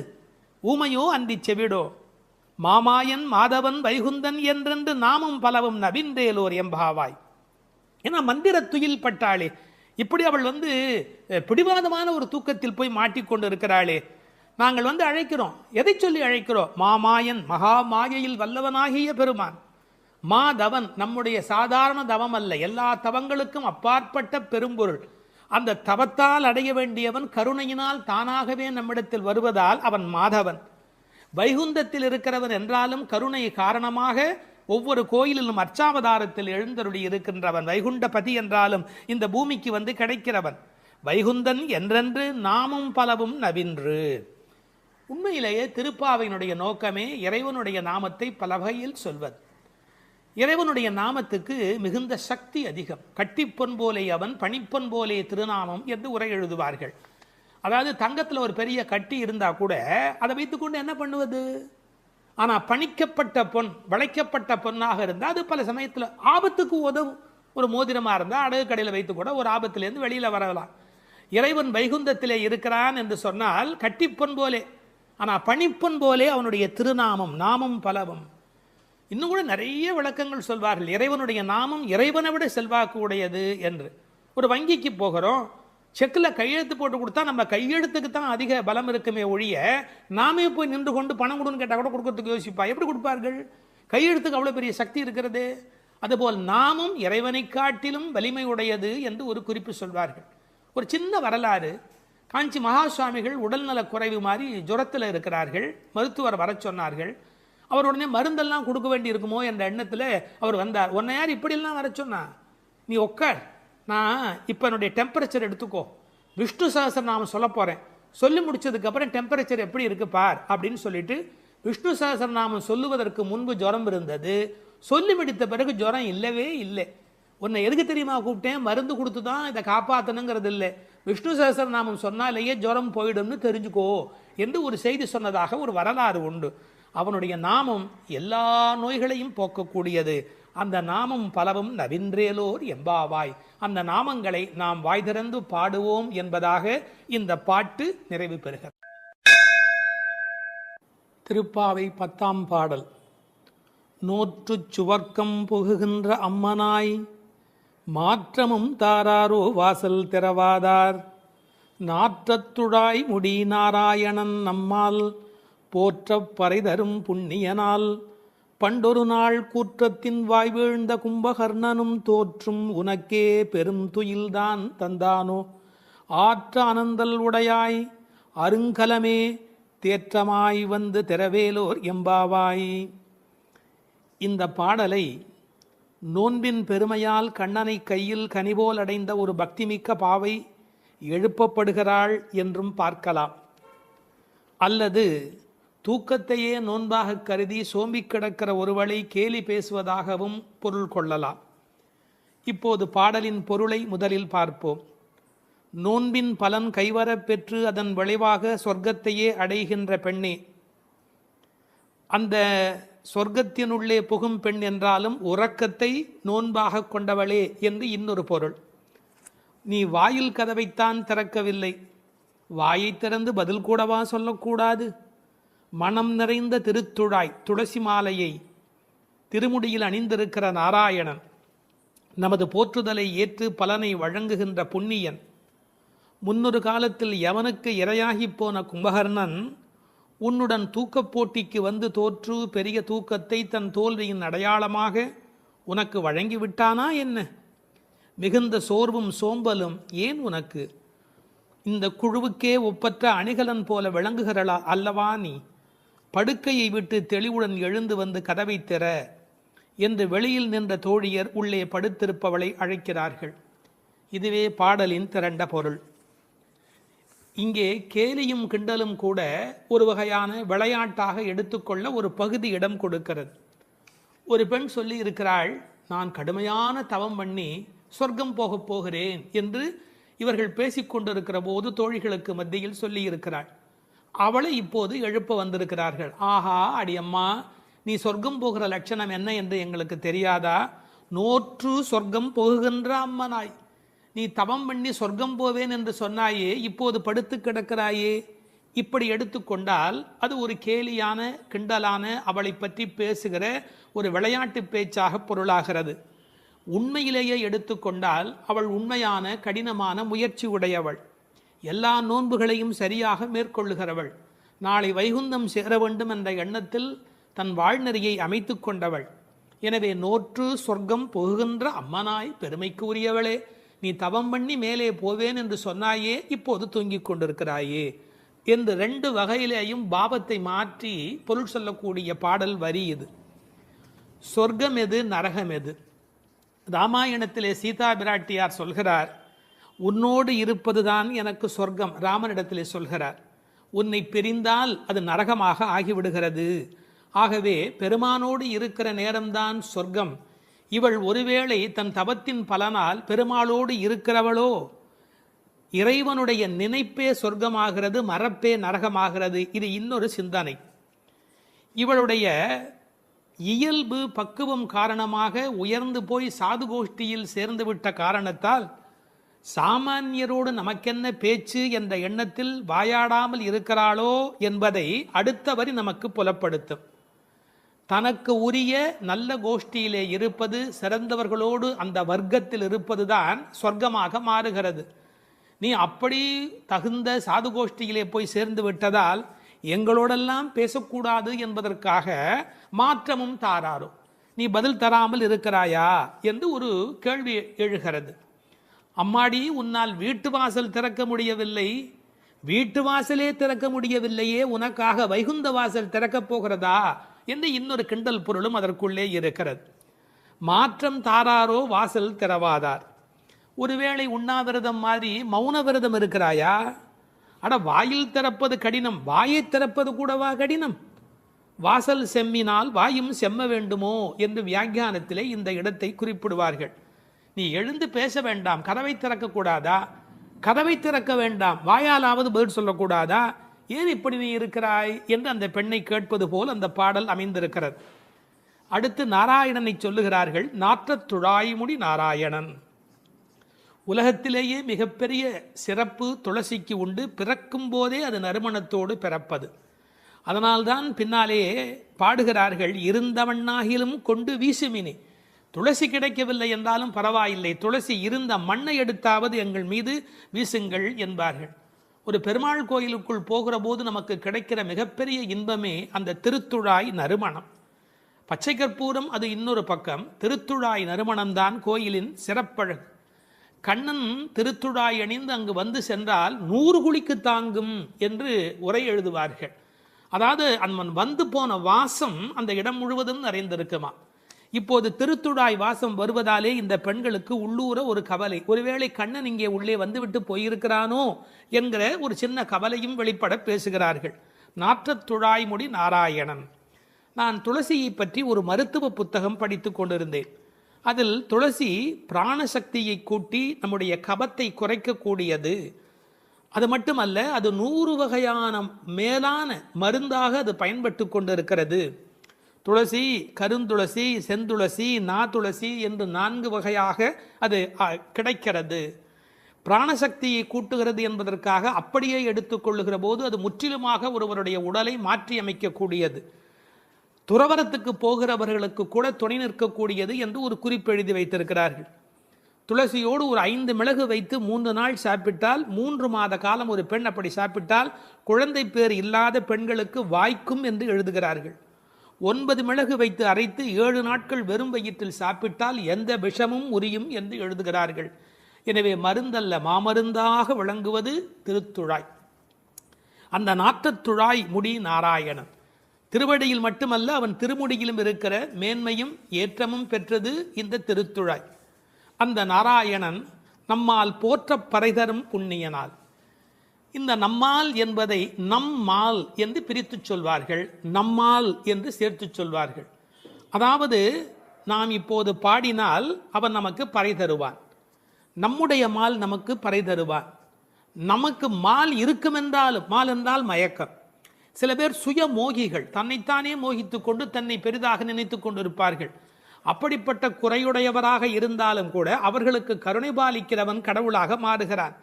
நம்மால் போற்ற பறை தரும் புண்ணியனால், அவன் புகழை பாடிய மாத்திரத்தில் நமக்கு பறை தருகிறான், புருஷார்த்தங்களை அருளுவதற்கு தயாராக இருக்கின்றான்.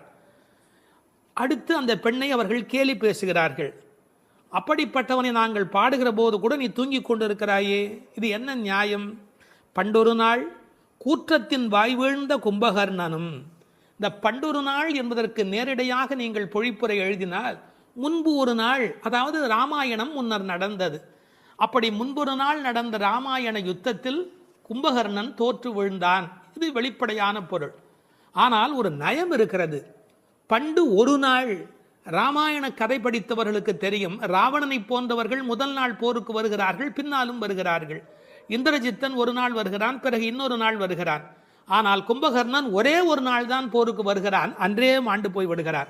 இந்த மிகப்பெரிய வரலாற்று குறிப்பை பண்டொரு நாள் கூற்றத்தின் வாய்வீழ்ந்த கும்பகர்ணன் என்று குறிக்கிறாள். கூற்றத்தின் வாய்வீழ்ந்த கும்பகர்ணன் என்றால் யமனுடைய வாயில் வந்து விழுந்த கும்பகர்ணன். ராமன் கொன்றான் என்று பழி சொல்ல விருப்பமில்லை. ஒருவர் தண்ணீர் குடிப்பதற்கு ஏரி வெட்டி வைக்கிறார், அதில் வந்து ஒருவர் விழுந்து விட்டால் அது ஏரி வெட்டி அவருடைய தவறா? அது மாதிரி தயரதன் பெற்ற மரகத மணித்தடம் ஸ்ரீராமன், அதில் வந்து விழுந்து இறந்தவன் கூற்றத்தின் வாய்வீழ்ந்த கும்பகர்ணன் என்று நயம்பட பேசுகிறார். 6 மாதம் தூக்கமுடையவன் அவன் தோற்றும் உனக்கே பெருந்துயில்தான் தந்தானோ. தோற்றவர்கள் வெற்றி பெற்றவர்களுக்கு ஒரு பரிசு தர வேண்டும். அப்படி கும்பகர்ணன் தோற்றவன் இந்த தூக்கத்தை இவளுக்கு பரிசாக கொடுத்து விட்டு போயிருக்கிறான். கும்பகர்ணன் இவளோடு போட்டி போட்ட போது இவள் வெற்றி பெற்று விட்டாளாம். அந்த கேலி பேசுகிறார்கள், தோற்றும் உனக்கே பெரும் தொழில்தான் தந்தானோ. சோம்பல் எல்லா நோய்களுக்கும் மகப்பேறு மருத்துவ மறை. ஆங்கிலத்திலே என்தூசியாசம் என்று ஒரு வார்த்தை சொல்கிறார்கள். அதை பற்றி ஆழமான பொருள் சொல்லுகிறவர்கள், என்தூசியாசம் என்றால் உற்சாகம் என்று மட்டும் பொருள் அல்ல, இறைமையில் நிறைந்தவர் என்று ஒரு பொருள் கொள்ளுகிறார்கள். எனவே சோம்பல் இறைநிலைக்கு எதிரானது, உயிர்ப்பு இறைநிலைக்கு அடையாளமானது. நீ இப்படி கும்பகர்ணனை போல் தூக்கத்தில் இருக்கிறாயே, நீ அனந்த நிலையில் இருக்கிறார், அதாவது தூக்கமும் இல்லை விழிப்பும் இல்லை, அந்த நிலையில் இருக்கிறாய், ஆற்ற ஆந்தல் உடையாய். ஆனால் நீ யார்? எங்களுக்கு அரும் கலை. நீ வந்தால் எங்கள் கோஷ்டிக்கே பெருமை, எங்கள் கோஷ்டியே ஒளி வீசக்கூடியது, எங்களுக்கு நல்ல அணிகலன் நீ. தேற்றமாய் வந்து திரவேலோர் எம்பாவாய். தேற்றமாய் என்றால் படுத்த நிலையிலேயே அப்படியே எழுந்து வெளியிலே வந்து விடாதே. அதுக்கு ஒரு உரை சொல்வார்கள், வால்மீகத்தில் இலக்குவனை பார்க்க தாரை வந்த மாதிரி வந்து விடாதே, நீ உன்னை அழகுபடுத்தி கொண்டு திருத்தமாக வர வேண்டும் என்ற குறிப்பை அருங்கலமே தேற்றமாய் வந்து திரவேல் என்று பாடுகிறார்கள்.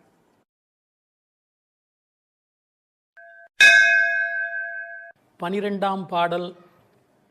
கனைத்திளம் கற்றருமை கன்றுக்கு இறங்கி நினைத்து முலை வழியே நின்று பால் சோர நனைத்தில்லம் சேராக்கும் நற்செல்வன் தங்காய் பனித்தலை வீழனின் வாசல் கடை பற்றி சினத்தினால் தென்னிலங்கை கோமானைச் செற்ற மனத்துக்கு இனியானை பாடவும் நீ வாய் திறவாய். இனித்தான் எழுந்திராய் ஈதன்ன பேருறக்கம் அனைத்தில்லத்தாரும் அறிந்தேலோர் எம்பாவாய். இதனுடைய பொருள், கன்றை பிரிந்த எருமை தன் கன்றை நினைத்து கனைத்து அந்த நினைப்பால் தனது காம்புகளிலிருந்து விடாது பால் பொழிவதால் வீடெல்லாம் பால் வெள்ளமிட்டு சேராகி கிடக்கின்ற வீட்டின் தலைவனான பெரும் செல்வத்தை பெற்றிருப்பவனது தங்கையே. முன்பு பெரும் கோபத்தால் தென்னிலங்கை மன்னனான ராவணனை அழித்து ஒழித்த மனத்திற்கு இனியவனான ராமபிரானை புகழ்ந்து மார்கழி மாத பனி தலையில் விழுந்து கொண்டிருக்க நாங்கள் உன் வீட்டு வாசலில் கீர்த்தனம் செய்வதை கேட்டும் நீ உறங்கலாமா? கதவை திற, பொழுது விடிந்து இன்னும் நீ உறங்குவது எல்லா வீட்டாருக்கும் தெரிந்து விட்டது, இனியாவது எழுந்திரு, என்ன இது பெரிய உறக்கம் என்கிறார்கள். இந்த பாடலில் எழுப்பப்படுகிறவள் கண்ணபெருமானுடைய நெருங்கிய நண்பனுடைய தங்கை. அவளை எழுப்புகிற போது நற்செல்வன் தங்காய் என்று அவர்கள் அன்போடு அழைக்கிறார்கள். சூழலை முதலில் வர்ணிக்கிறார்கள். ஒரு எருமை அவிழ்த்துவிட்ட பிறகும் பால் கறவாமல் விட்டுவிட்டதால் தன் கன்றை நினைத்து அது பால் பொழிகிறது, அதனால் வீடு சேராகிறது. கனைத்திளம் கற்று எருமை கன்றுக்கு இறங்கி நினைத்து முலைவழியே நின்று பால் சோர என்று பாடலிலே வருகிறது. பக்தி இலக்கியங்களுடைய அடிப்படை நாதமே அன்புதான் பிரமாதம். உண்மையிலேயே வாழ்க்கை ஒரு அறிவுபூர்வமான ஏற்பாடு அல்ல, அது அன்பு பூர்வமான ஒரு ஏற்பாடு. ஒரு எருமையே இப்படி இருக்குமானால் இறைமை என்ற இறை தத்துவத்தில் ஈடுபட்டவர்கள் எவ்வளவு இரக்கத்தோடு இருக்க வேண்டிய கடமை உடையவர்கள். எருமை மாடு கன்றுக்கு இறங்கி பால் சொரிவதை கவிச்சக்கரவர்த்தி கம்பன் பாடிக்காட்டி இருக்கிறார். எருமைகள் பால் பொழிய அன்னக்குஞ்சுகள் அந்த பாலை அருந்தி மகிழ்ந்தன என்று ஒரு கற்பனையிலே பாடுகிறார். சேல் உண்ட ஒன்கணாரின் திரிகின்ற செங்கால் அன்னம் மால் உண்ட நளினப்பள்ளி வளர்த்திய மழலை பிள்ளை கால் உண்ட சேற்று மேது கன்று உள்ளி கனைப்பச் சோர்ந்த பால் உண்டு துயில பச்சை தேரை தாலாட்டும் பண்ணை என்று எழுதுகிறார். நாட்டு வளத்தை எழுதுகிற போது தாமரைப்பூவில் உறங்கிக் கொண்டிருக்கிற அன்னக்குஞ்சுகளுக்கு எருமை மாடு தன்னுடைய கன்றை நினைத்து சொரிந்த பால் அவைகளுக்கு கிடைத்தன என்று கோசல நாட்டு வளத்தை பாடுகிற போது குறிப்பிடுகிறார். உண்மையிலேயே இந்த எருமைகள் இப்படி பால் கறக்கும் என்கிற தன்மையினை வேறு ஒரு வகையில் சங்க இலக்கியத்தில் ஒரு புலவர் பாடிக்காட்டி இருக்கிறார். வெள்ளி வீதியார் என்ற ஒரு புலவர். அவர் வேறு ஒரு கோணத்தில் சொல்லுகிறார். காமத்தை பற்றி பாடுகிற போது தலைவன் வந்து எங்களை அனுபவிக்கவில்லை, எங்கள் இளமையோ வீணாகிறது, எங்களுக்கும் பயனில்லை அவனுக்கும் பயனில்லை, உடம்பில் பசலை நோய் வந்து துன்பப்படுகிறேன் என்று எழுதுகிறார். கன்றும் உண்ணாது கலத்தினும் படாது நல் ஆண் தீம்பால் நிலத்து உக்காங்கு, அவர் பசு என்று எழுதுகிறார். இது சங்க இலக்கிய பாடல். ஆண்டாள் சங்க இலக்கியங்களை படித்தவள் என்பதற்கு இது ஒரு அடையாளம். கன்றும் உண்ணாது கலத்தினும் படாது நல்லான் தீம்பால் நிலத்து உக்காங்கு எனக்கும் ஆகாது என்னைக்கும் உதவாது பசலை உணியர் வேண்டும் என்று குறுந்தொகையிலே வெள்ளி வீதியார் என்ற புலவர் எழுதி காட்டியிருக்கிறார். இன்னொரு கோணத்திலே பார்க்கிற போது வியாக்கியானம் பண்ணினவர்கள் எருமை மாடு கன்றை நினைத்து படுகிற பாட்டை சொல்லிவிட்டு எருமைகள் கரவாவிட்டால் படும் பாடு இந்த பெண்கள் கோபியர் சொல்லுகிறார்களா என்ன, அனைவரும் எருமை படுகிற பாட்டை நாங்கள் அல்லவா உன்னாலே படுகிறோம் என்று கண்ணனுக்கு புரிய வைக்கிறார்களாம். எனவே கனைத்திளம் கற்றெருமை கன்றுக்கு இறங்கி நினைத்து முலைவழியே நின்று பால் சோர. சென்ற பாடலிலே பால் கறப்பதை பற்றிய குறிப்பு வந்தது. கற்றுக்கறவை கணங்கள் பல கறந்து என்று வரும். இந்த பாடலிலே பால் கறவாமை பற்றிய குறிப்பு வந்தது. அப்படியானால் எது உண்மை? இப்படி எடுத்துக்கொள்ள வேணும். பக்தி யோகத்தில் ஈடுபட்டிருக்கிற தன்மையினை இந்த பாடலும், கர்மயோகத்தில் ஈடுபட்டிருக்கிறவர்களை பற்றிய குறிப்பை அந்த பாடலிலும் ஆண்டாள் குறிப்பிடுகிறாள் என்று பொருள் கொள்ள வேண்டும். நற்செல்வன் தங்காய், சிறந்த செல்வமுடையவனுடைய தங்கையே. அவன் எப்படி நற்செல்வனாக இருக்கிறான்?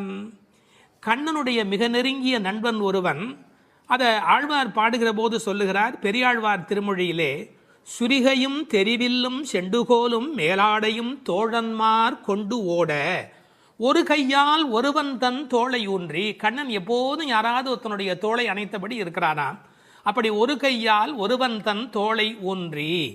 எனவே கண்ணனுடைய மிக நெருக்கமான நண்பன் அவனை விட்டு வராமையினாலே அவன் வீட்டு எருமை கறவாதபடி போயிற்று என்று பொருள் கொள்ள வேண்டும். தமிழிலே மாடு என்பதே செல்வத்தை குறிப்பது. எனவே அந்த மாட்டின் பெருஞ்செல்வம் உடையதால் நற்செல்வன் தங்காய் என்று பொருள் செய்தார்கள். தத்துவார்த்தமாக பொருள் செய்தவர்கள் ஆண்டாளுக்கு சகோதரராக எம்பெருமானாரை சொல்லுகிற மரபு வழி சிந்தனையினை கொண்டு வருகிறார்கள். பெரியாழ்வார் பெற்றெடுத்த பெண் பிள்ளை வாழியே, பெரும் புதூர் மாமுனிக்கு பின்னானாய் வாழியே என்று ராமானுஜருக்கு தங்கையாக ஆண்டாள் பேசப்படுகிறாளே. கோயில் அண்ணா வாரும் என்று ஆண்டாள் அழைத்தாளே, அந்த இங்கு நினைவூட்டி நற்செல்வன் தங்காய் என்ற ஆண்டாளையே குறிப்பிடுகிறார்கள். அது மட்டுமல்ல, கைங்கரிய லக்ஷ்மி அதுதானே செல்வம், இந்த உலகத்தில் பகவானுக்கு செய்கிற சேவையே பெரிய செல்வம் என்று வேறு ஒரு கோணத்திலும் இதற்கு உரை எழுதுவார்கள். இந்த பெண்கள் இப்போது பேசுகிறார்கள், அம்மா உன் வீட்டு வாசலிலே மார்கழி பனி தலையிலே வந்து விழுகிறது, நாங்கள் எதை பிடித்து கொண்டு நிற்கிறோம் தெரியுமா? உன் வீடு சேராகி கிடக்கிறது, எருமை பால் ஓட ஓட கீழே கால் வைக்க முடியவில்லை, சேராகி இருக்கிறது. பழைய காலத்தில் வீட்டு கதவுல நாதாங்கி என்று ஒன்று தொங்கும், அதைத்தான் நாதம் சத்தம் போடுவார்கள், தட்டினா வீட்டுக்குள்ளே கேட்பும் என்ற காலிங் பெல் இன்றைய மெத்தடில். அந்த நின் வாசல் கடையை பற்றி நாங்கள் நாதாங்கியை பற்றி கொண்டு நிற்கிறோம். அதுக்கு உரை எழுதும் போது சொன்னார்கள், மேலே பனி வெள்ளம் மனத்தே பால் வெள்ளம், தரையிலோ மேலே பனி வெள்ளம் மனத்தே மால் வெள்ளம், மால்னா திருமால், மனத்தே மால் வெள்ளம் தரையிலே பால் வெள்ளமாய் தெப்பம் வற்றுவாரை போலே உன் வீட்டு நாதாங்கியை பிடித்து தொங்கிக் கொண்டிருக்கிறது கான். அப்படியெல்லாம் அந்த நாதாங்கியை பிடித்து கொண்டு இவைகள் தொங்கிக் கொண்டு நிற்கிறார்கள். சினத்தினால் தென்னிலங்கை கோமானை செற்ற மனத்துக்கு இனியானே பாடமும் நீ வாய் திறவாய். அளவு கடந்த அநியாயம் செய்து விட்டான் ராவணன். என்ன, சீத்தையை ராமனால் பிரிய முடியாது, பிராட்டியையும் பெருமாளையும் பிரிக்கக்கூடாது. அந்த பாவத்தை செய்தமையினால் கோபப்பட்டு சினத்தினால் தென்னிலங்கை கோமான் ராவணனை செற்ற அழித்த மனத்துக்கு இனியானை பாடவும் நீ வாய் திறவாய். ராமன் மனத்துக்கு இனியவன் என யாருக்கும் எந்த நோவும் வரக்கூடாது என்று எண்ணுவது ராமனுடைய பண்பாடு. எப்படி என்று குகனை போன்ற அன்பர்கள் வருகிறார்கள், இவன் தாழ்ந்தவன் என்று நினைக்கல, ஏழை ஏதலன் கீழ்மகன் என்னாது அவனோடு அன்பு பாராட்டுகிறார். கிளிக்கு யாருடைய பெயர் வைப்பது என்று கேட்கிறாள், கைகேயி அம்மாவுடைய பெயரை வை என்று சொல்லுகிறார். இப்படி எல்லோருக்கும் மனத்துக்கு இனியனாயிருந்த அழகை வைமு கோபாலகிருஷ்ணமாச்சாரியார் உரையிலே ராமாயண பாடல்ல இருந்தே பல குறிப்பு சொல்லுகிறார். மனத்துக்கினியானே என்ற தொடர்க்கு நட்பினர் நொதுமலாளர் பகைவர் ஆகிய மூவகையர் மனத்துக்கும் இனியவன் என்று பொருள் கொள்ளலாம். குகனை விடுங்கள், அடுத்தாற் போல வாலிக்கும் ராவணனுக்கும் கூட இனியனாயிருந்தான் என்றோ. மூக்கும் காதும் வெம்முரண் முலை கண்களும் முறையால் இழந்து அரற்றிய சூர்ப்பனகையும் போக்கினீர் என் நாசி பொய்த்து என் என்றும் மேக்குயரும் நெடுமூக்கு மடந்தையர்க்கு மிகையன்றோ என்றும் பிழை செய்தீரோ என்றும் சூர்ப்பனகை ராமனை புகழ்ந்து பாடுகிறாள். மார்பில் ராமபானம் பாய்ந்து நின்ற நிலையும் வாலி ஓவியத்து எழுத ஒண்ணா உருவத்தாய் என்று சொல்லுகிறான். ஆவி போம் வேலைவாய் அறிவு தந்து அருளினாய் என்று பேசுகிறான். ராவணன் மாலியவானிடத்திலே வந்து சொல்லுகிற போது நாசம் வந்துற்ற காலை நல்லதோர் பகையை பெற்றேன் என்றார். அது மட்டுமல்ல, ராமனுடைய தோற்றத்தை பார்த்துவிட்டு சொல்லுகிறான், ராகவன் மேனி நோக்கி தீயன கொடிய வீர சேவகச் செய்வை கண்டால் நாயன தகுதும் அன்றே காமனும் நாமும் எல்லாம் என்று பகைவனை கொண்டாடுகிறான் ராவணன். எனவே ராமனிடத்தில் எல்லோரும் அன்பு பாராட்டுகிற காரணத்தினாலே அவன் மனத்துக்கு இனியவனாக இருக்கின்றான். அந்த மனத்துக்கு இனியானை நாம் பாட இனித்தான் எழுந்திராய். ராமாயணமே சொல்லிவிட்டோம், இன்னும் நீ எழவில்லையே, ஈதென்ன பேருறக்கம். இந்த உறக்கம் நியாயமா? இப்படி தூங்கி தொலைக்கிறாயே.